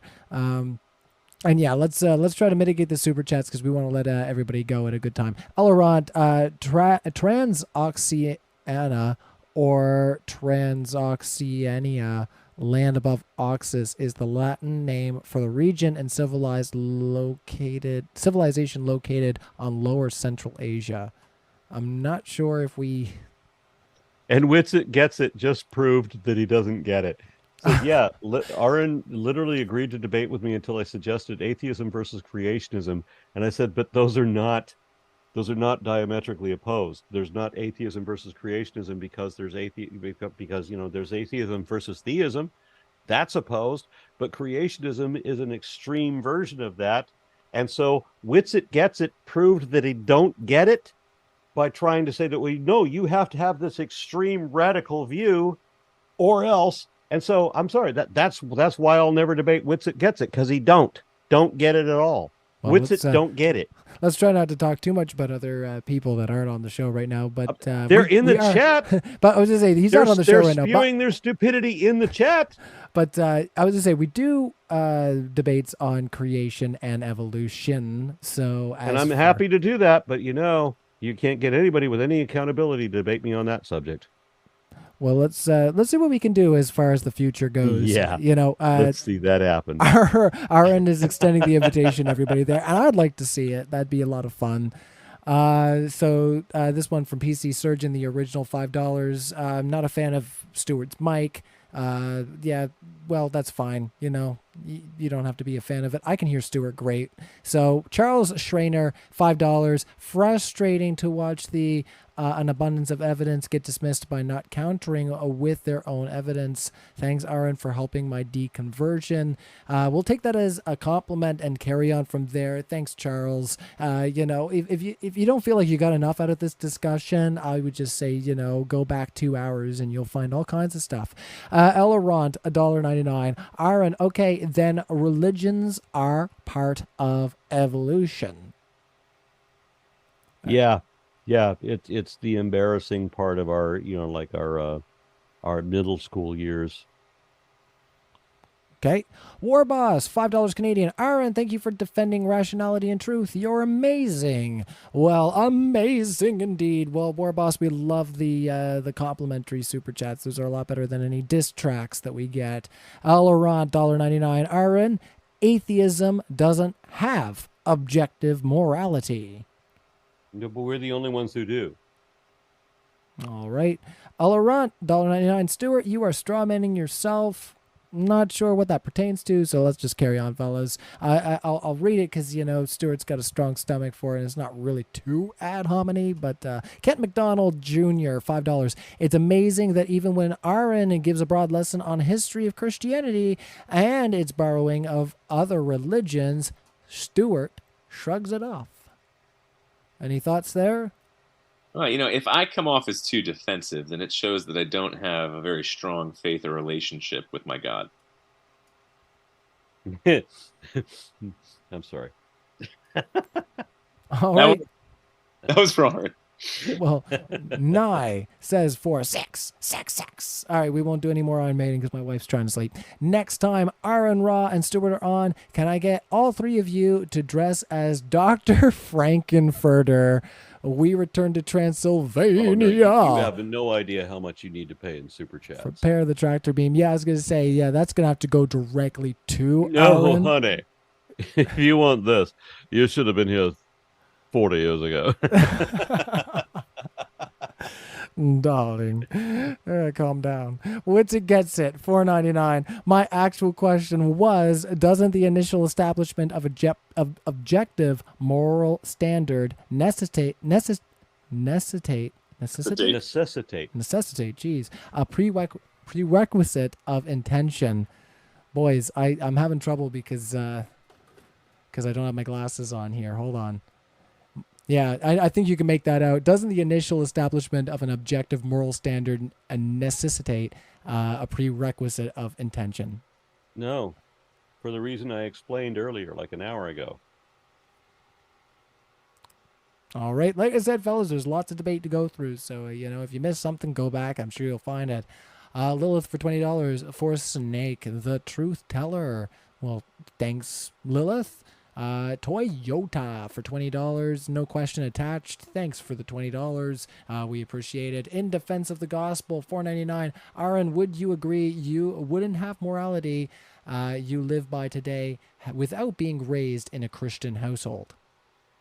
Yeah, I would definitely disagree with that because it doesn't matter where I lived. It doesn't matter what time period I lived in. If I lived in a pre-Christian time period, I think I would still have the same morality.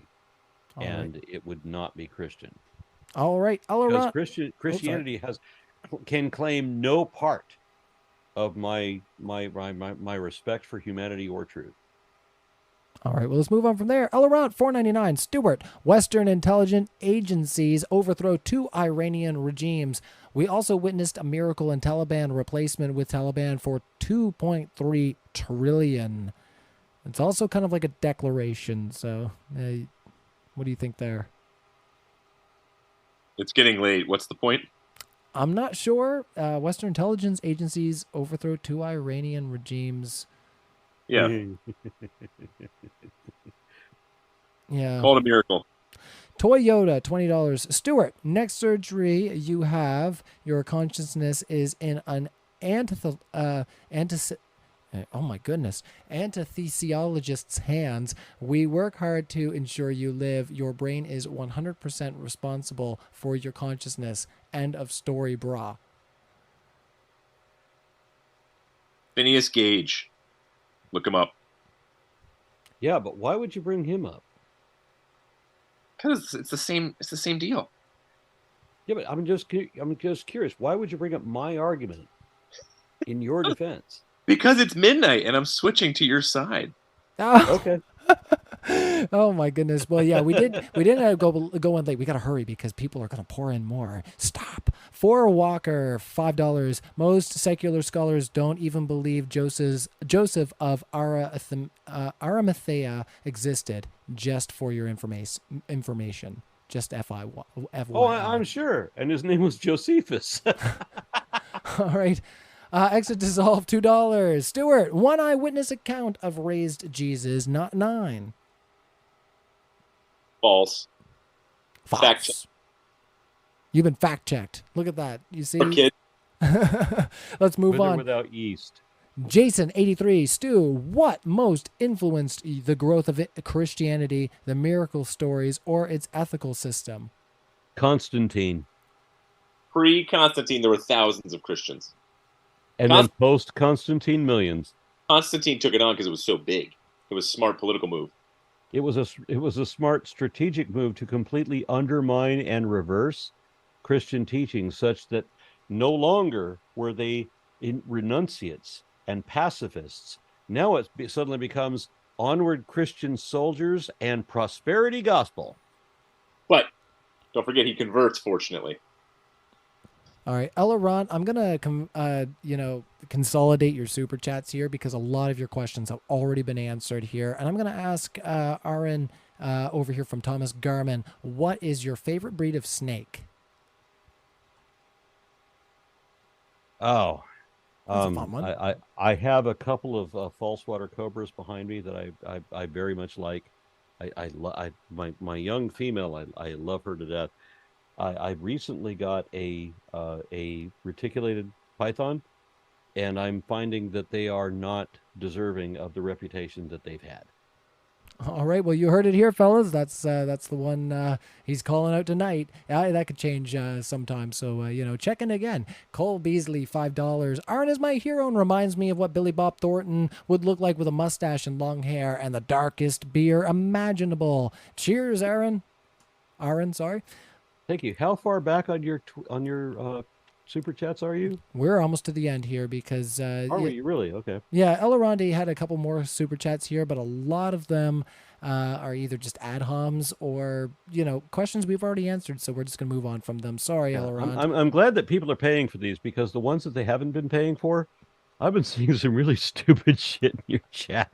I should just not look at the chat, because I think you should, because it seems like you're having a great time with it. I mean, there's some dumb motherfuckers in your chat. It's not Billy Bob Thornton. I've got nothing over here. I will just wait until the comments afterwards. At least I haven't put myself on mute tonight, everybody. Isn't that just great? Because last time I was on here with Matt and Trey, I kept putting myself on mute, which was a real pain in my butt. So let's move on. High Flyer, a flyer, $4.99. Maybe Satan sent Aron to pull us away from Jesus. Just a thought. Well, it would have been a good move if there was a Satan and a Jesus, which of course I don't believe. Think about this, because I made this argument at least a decade before, almost 2 decades before I became a Satanist myself. I was arguing that the worst thing that Satan ever did was try to reason with Jesus, and that. And in one of these stories, Jesus or Satan takes Jesus up to this tall mountain, and he starts trying to negotiate with him in a way that is obviously suspiciously unbelievable. These are not the sorts of things that a reasonable person would have said to Jesus. 10 seconds. But I could see how the propaganda has played into this. And if there was a real Satan, that he's trying to reason against faith. And also, from my understanding of Hashatan and the Zoroastrian scriptures, that anybody that tries to reason against faith becomes the Satan.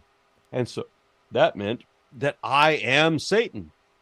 And I figured that out 20 years ago, before I joined the Satanic Temple. All right. Well, wait. Oh, go. Stuart's got some thoughts. David. What's on, Stuart? King David, Job, Doubting Thomas. I know you like to pick on Doubting Thomas, so maybe I shouldn't have said that one. They are questioning God, putting him in the dock nonstop for about what? If you combine those two books, 250 chapters worth, and God allows it most of the time, like 90% of the time. Yeah, and then Jesus comes in and says, "Thou shalt not put the Lord thy God to the test." So that's Thomas, and the reason why he said that was because Thomas had already received evidence from the disciples, and so he had many opportunities. And so now finally Jesus is saying, "Hey, buddy, it's time to stop doubting. Got plenty of evidence now. Take the leap." All right, yeah, but he criticized him. He criticized him for asking for evidence.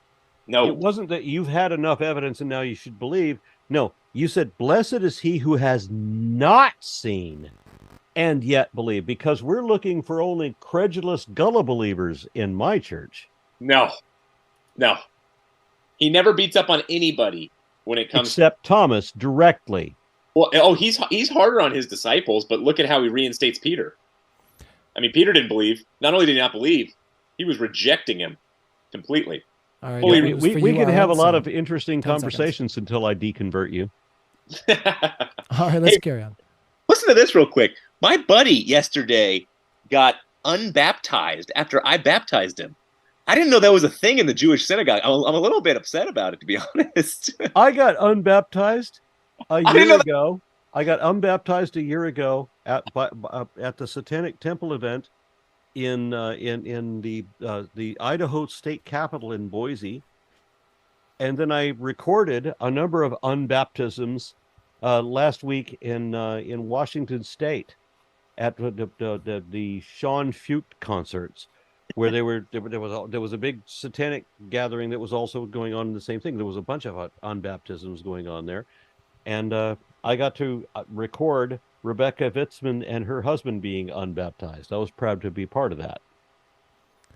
Oh my All right. God. Well, let's carry on, everybody. Although I have to complain that the way the Satanists do the unbaptism, I still don't think is correct or complete because it doesn't involve a blow dryer. Well, let's carry on, fellas. That's good. Good thoughts on that. Robin Webster, $5. Please learn Bart Ehrman if you wish to quote him. He has a course on how the Gospels are anonymous, and some versions of the Bible says so. Yep. Yes, that's exactly right. My point was Bart, though, does not hold that in a dogmatic way. Look at his debate with Peter J. Williams. In no way is he like, they are anonymous. He thinks they probably are, but in no way is he dogmatic about it.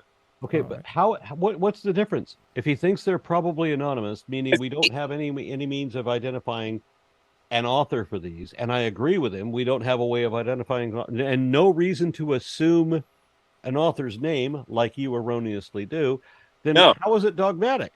Because the burden of proof still remains on you guys, and you haven't. On you for assuming that you know who the author is. Nobody knows who the author is. You're the one pretending that you know. We don't know. Therefore, burden of proof, all on you. No, the definition of burden of proof is... I know that Christians hate nothing more than the burden of proof, but it's because you keep making these empty-ass assertions of impossible absurdity that you can't back up. Email Bart, and we'll see who's right. That's all I got. Okay. All right, let's send carry me on. the exact question because I want this in documentation. I can email Bart, and I will, but I want the exact question documented from you. I will quote that exact question when I send it. All right. That's fun. He's being a healthy skeptic when it came to this. Just like I'm a healthy skeptic on this whole debate topic. That's why people... Wait. You don't get to believe credulous shit for no evidence and then claim to be a skeptic. Why people say, hey, he's one step away from atheism. But you don't get to make-believe, credulous bullshit with no evidence whatsoever and then pretend to be a skeptic. You don't get to do that. Well, I'm not going to allow it. Well, you and Daniel Dennett are two of the only brights in this world. Self-proclaimed brights, and I need to get there, and I'll get there. I do not self-proclaim as a bright, nor do I think that Dennett does. Next I've met him. question He's there, a brilliant fellas. man. I love him. All his books. It's all written in his books. All right, we're gonna try wonderful. to read. We're gonna try to read all the super chats over $5 to get these whacked out. And I already said, El Arante, most of the questions that you asked there, like massive respect for taking care of the kids. I haven't all that read stuff. any of the books of the so-called new atheists. I haven't read any of them. I read scientific articles, and that's almost exclusively what I read is scientific stuff. I have read a handful of course, the comparative religious mythologies, and I've read some analyses of those, but I don't like going into fiction. So I prefer to read science. So if Daniel Dennett or Richard Dawkins or Sandhammer Harris or whoever had published something, I didn't read it. So I don't know what they said. I don't worship anybody, as I've pointed out before. All right, well, let's carry on with the super chats. And you heard it here. Aaron says he doesn't worship anybody. So, And then some asshole calls me a hypocrite for not being hypocritical. Don't worry about the old super chat. There's all kinds of people in there, and they're saying all kinds of things. Bender is great. Says for $6.99 Canadian. Not really on topic, but does Aron listen to uber heavy music, something like Cannibal Corpse, or does he get into anything heavier? Not super heavy. I have listened to Decapitated. What was it? Oh man, I'm trying to remember. Decapitated. What the fuck? I can't remember the name. Ca- Decapitated cannibal or cattle decapitation, something like that. But I listen to Sirius XM. When I do, it's always on the extreme metal channel, and I don't have a lot of time, unfortunately, unless I'm driving someplace. I wish that I had more pop culture references. My favorite band at the moment is In This Moment, and of course Ginger, and Kubla Khan, and it is cattle decapitation, and that is I do appreciate them. I do like that sort of music. It makes me feel nice. If that makes any fucking sense. Oh yeah, well, I was gonna say, I mean, I feel kind of once again out of place because I don't know who any of those bands are because most of the I bands like I Amon know are pre Amarth, but it's the 70s. same kind of shit all the time, and I feel like I've kind of been there like 30 years ago. Well, for the sake of fun, Stuart, what's your favorite band? Oh, I don't know. If I'm going to be a little cliche, Mumford and Sons. Oh, nice.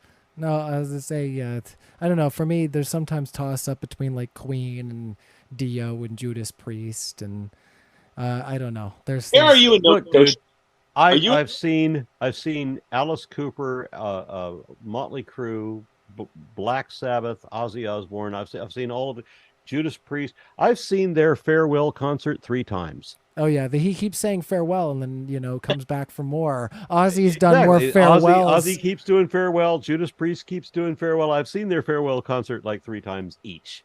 Now that makes you Uh, wonder. In 2,000 years, will they say it was a resurrection of Ozzy Osbourne well, on let me the tell you night what of 20 what I 2020? noticed. You know. What I noticed back in the day, I could go to the concert for $15 Oh, and pay dollar drafts back in the 80s. I paid And then 144 I go to bucks to see see Priest. this was to see Ozzy and Judas Priest. But then in the last decade, I would go to see Ozzy and Judas Priest, and it would be $150 and $10 drafts. Yep. So everything got 10 times more expensive, but nobody's making 10 times as much money. No, I hear that. Like I just said, I spent 144 bucks to go see Judas Priest. It was a great Good show. show, though, wasn't it? Oh my God, he can scream. It was amazing. He's still going. 0499. That was his question there. So thanks for that, Ryan, for $20. I have seen Judas Priest so many times just in the last 5 years since they announced their retirement. I've seen Oh, nice. times. My old band, we used to be able to rip through a really hard Judas Priest song called Tyrant. It's a really old Priest, and it's a really hard song to play in a band because it just changes all the time. So My 20. favorite Priest song, "You Stitch Me Up Good, Then You Cut Me Down." Uh, So that's yeah. So I burning up, set you up to keep burning up you off hanging their around. Yeah. You exactly. dish I the love hot that stuff, song. but keep me And waiting. it's not part of the Yeah. song. It's not part of their tour anymore. What the one that really Yeah, gets me it's good. is the Sentinel. I go waiting to hear the Sentinel, and there was one tour where they didn't play the Sentinel, and I felt so Ripped off. dejected. Yeah, I was gonna say the Sentinel. There's a live of it online, and it's really wicked. But yeah, that's one of the. I got Firepower here on vinyl, and I've got Killin' Machine, which is the album you just referenced. And one of the songs I really want to do is Delivering the Goods. I was actually trying to get Sony to give us the rights to that for this show, and emailing them and being a real butt because I was like, that'd be so sick. You are a complete freak, I know. young man. Thank But I you. want to go to a show with you. Yeah, we'll rock on. It's good. It's good. I was gonna say I'm hoping to be down in Texas actually to scream and shout at people. That'd be a lot of fun. One of these times I'll be down here for one of the live appearances. Give me a heads up because there's a number of shows we could do. Oh, that's fun. I'm always interested in that. So yeah, $20. Credit when credit is due. Stuart, your ability, you come lost debates is impressive. You're just being rude for $20, Ryan, and a fellow Ryan. You're just telling Stuart that he lost. I think everybody won here tonight because we're all having a good time. Bring it, Ryan. Bring it. What was that? Keep it up. Just told Ryan to bring it, and I like it. I like the edginess. No being nice on here. Yeah. Stop Nice. with your niceties. If it's all about evolutionary theory, then niceness is weakness, and it should be the Superman, Nietzsche's Superman, and we should live for ourselves, and ourselves should be God. Oh gosh, that sounds familiar. That reminds me of what I read in Mein Kampf when Adolf Hitler adamantly denounced evolution.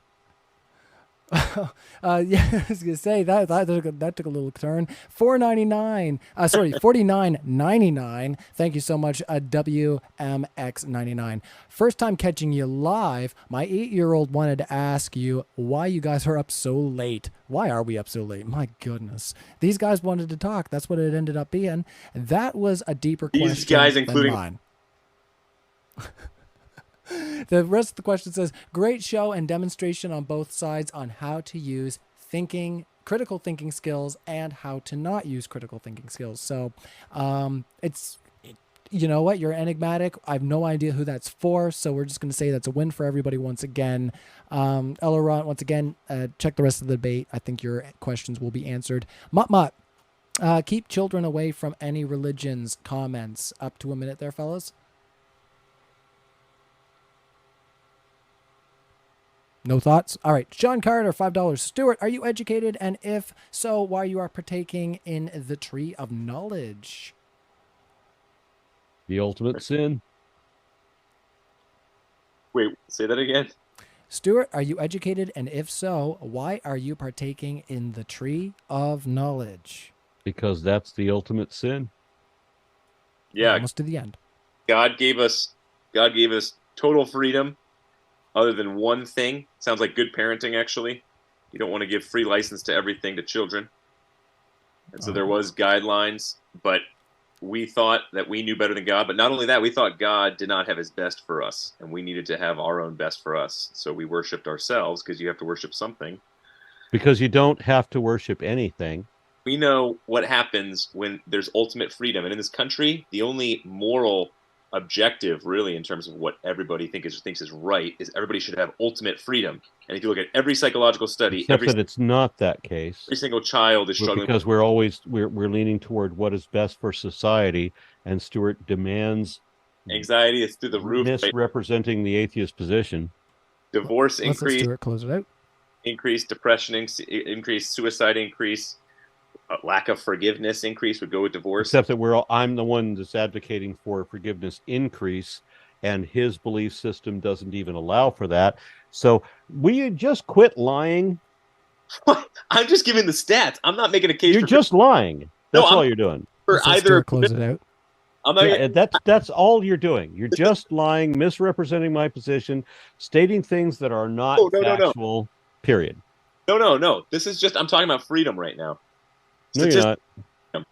All right. Well, let's carry on there, fellas. Truth Power is $1.99. Aron, ever tried debating Matt on hard atheism? Who's Matt? I think they mean Matt Dillahunty on hard atheism. Why would I debate Matt on hard atheism? Well, there you go, Truth Powers. That's Aron's thoughts about that. $5 from Zero Hate. No question attached. Thanks for that. In defense of the gospel, Aron, if they were selling a BS story, why were all the early Christians martyred for what they were proclaiming? Peter was crucified upside down because he didn't feel worthy to die like Christ. Say that again. So they're asking why people would die for the story. So, Aron, if you were selling a BS story, why were all the early Christians martyred for what they were proclaiming? Peter was crucified upside down because he didn't feel worthy to die like Christ. Because we don't know that any of that happened. Almost all of that is propaganda, like the shit that we listen to on most of our news today. Except there were so many non-Christian sources that talked about it too. Okay. We're getting an awful lot of propaganda. Enemy attestation. Okay. Like what? Again, like let's just go with Occam's razor on this one. Okay. Like I'm pretty sure that they were dying. So we could say maybe they hallucinated. Maybe go with one of the naturalistic. Okay. But I don't know if it's just. So we have a number of zealots who cut their own balls off so that they could catch the comet Hale-Bopp in the 1990s, and so that proves that Hale Bopp is real? No, it's no. No. It's Of course not. My example doesn't prove your point. I get it. I get it. they knew All right. to be I. So when people do stupid shit in defense of their religion, if it doesn't count unless it's Christianity. So we can come up with a number of different examples from different religions. Would you like to hear a number of different examples of crazy, stupid shit people did to torture themselves over their different beliefs that were not Christianity? This isn't Or even. does it just not matter unless it's Christianity? This isn't even in the realm of the debate. Of course. Let's tie that back in with this question here. Zero hate $5. Is morality subjective? We'll kick it over to you, Stuart. No. Objective. Really? There has to be obligation. Really? And I think there's How do you get objective morality? got to be connected to some type of spiritual realm, I would say. But of course it can't be, because there's no such thing. So how do you get to an objective morality? Well, from a materialist perspective, I would just say the shooter should go scotch-free because maybe they were brought up in a bad home. Except that as I already explained twice earlier in this show, the source, the one real source for our morality is the fact that we are a social species, and so we have to rely on our being able to cohabitate productively and stand by our word and show empathy for our family, friends, and fellows. I did explain this to you twice, and you don't have a means of objective morality. All you have is this asshole pretending to speak for God, who is an obvious liar, is then using his subjective opinion to speak for God's subjective opinion. You don't have an objective morality. You don't have a way to know whether something is moral or not. I do, and so I can judge your Bible and your God as both being immoral. I believe Close this out totally there, Stuart. 30 seconds. because objective morality has to do with all gods, not the Christian God. No, it has not. It has fuck and all to do with gods. It has to do with people. with Jesus Christ as It has to do with people, the Hold on, one. not Aron. our We'll magic let, imaginary friends. We'll let Stuart close this one out so we can carry on there because we got a few more. We've only got 3 more, but still, let's Stuart close. Oh my gosh, we got an actual number. Stuart, there's a light at the tunnel. There is. Holy light. Yeah, exactly, right? We're going to make I may it. not need to get another beer, but I'm gonna. Well, you go ahead and do that. I've run out. That's fine. That's good for me. Aron stepped out, so I did say we're only going to ask questions over $5 just to close this out.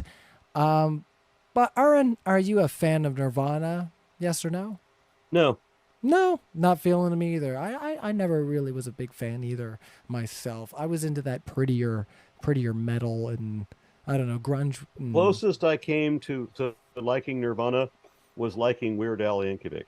All right, let's carry on. Lele Hair says for $5, if there's no promise of reward and no threat of punishment, would Stuart still worship his God? Yes, Why? because it's more about the relationship with him than it is about the value of the magic imaginary friend. carrot or a stick.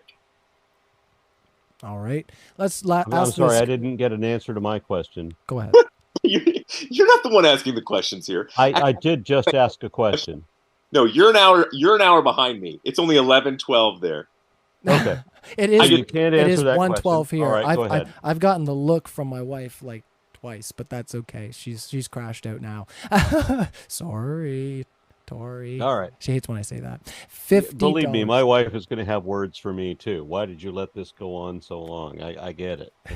Well, that's all right. You know, I got into a little car accident in my wife's car there a few weeks ago, and the guy that I got in the car accident with was driving his wife's car as well. Oh, That's why I drive a Road Warrior car separate from my wife. Boy, we were all in trouble. We were all in trouble with our wives on that day. Tawfik, last super chat. If you throw any more in the super chats, I'm not going to read them because we got to let these guys go. $50. Stuart, why would God use fear in order for humans to obey him? It kind of contradicts the idea of an all-loving God. Even if he gave us free will, there are still better ways to show love than fear. yeah, it's called justice. Justice shows love. If you don't have justice, you don't have any form of love. Just like Aron and I were talking about earlier, you have to have some type of judgment for these people who have not had a fair shake in life. Everybody wants that. I hope there is one. Maybe Aron's right. Maybe there is no judgment day. And all those ladies with all the corrective surgeries who I've had to counsel over the years, it was just a tough shake. And their husbands beat them to almost to death, and they win, and their husbands get off scot-free. All right. I wish that were not the case, but it is. And then Frankie P says, no proof of evolution. Yeah, there is. And I'm not lying. I can bring it, but you can't. Fucking coward. Sorry, right. I shouldn't be dealing with your chat. It's all right there, Aron. You're allowed to have fun with this program any way you'd like to, and I'm glad you are. So, Aron, if you got up to 1 minute, well, I'm going to let you close out on your thoughts on our conversation. Is Christianity true? And hit that like button, anybody who hasn't. We're past our 666. Bruce Dickinson didn't appear to sing any songs, so I'm sorry about that, guys. I lied. So the fact that there is no God is kind of an impediment to Christianity being true. The fact that Jesus was an idiot, first century faith healer and fraud is another problem. And then I think we kind of just stop there. The fact that there's no supernatural, there's no mind-body dualism, there is no soul, even in the original version of Christianity, where the Christianity just has people just getting up, being undead, I guess in a zombie apocalypse kind of sort of a state. None of that has any truth to it at all. Neither does any of the Old Testament that Jesus constantly refers to. We know that the flood never happened, the Tower of Babel never happened, Adam and Eve never happened. All of that is absolute bullshit. It's a real problem that we've had to waste so much of our Western culture pursuing these idiocies, these Aesop's fables, that we know that there's no truth to any of it. It's disturbing to me, and that the belief system not only requires that you make believe things that are not true, but that you reject things that are true. That's probably the bigger problem. And it's the thing that I have the biggest problem with, where people will admit to me that they don't care what the truth is. They're going to believe what they want to believe. That's the biggest damn problem. All right. Well, thank you, Aron, for your closing statement there. And Stuart, up to a minute there, your closing thoughts on our discussion this evening on Is Christianity True? I just think, why was it that Jesus was able to get the Jewish people really around him to believe that he was God? Like, how could he have overcome the unthinkability of that? Why did he succeed as the only person who ever claimed deity and also founded a major, indeed the largest movement and religious faith? The first answer is that this life must have been exquisitely beautiful that he had. The greatness we get a glimpse in the Gospels must have been smitten those around him. It is extraordinarily difficult to claim to be perfect and divine, and then to get the people who actually live with you to believe it. But Jesus did just that. That's why Christianity is true.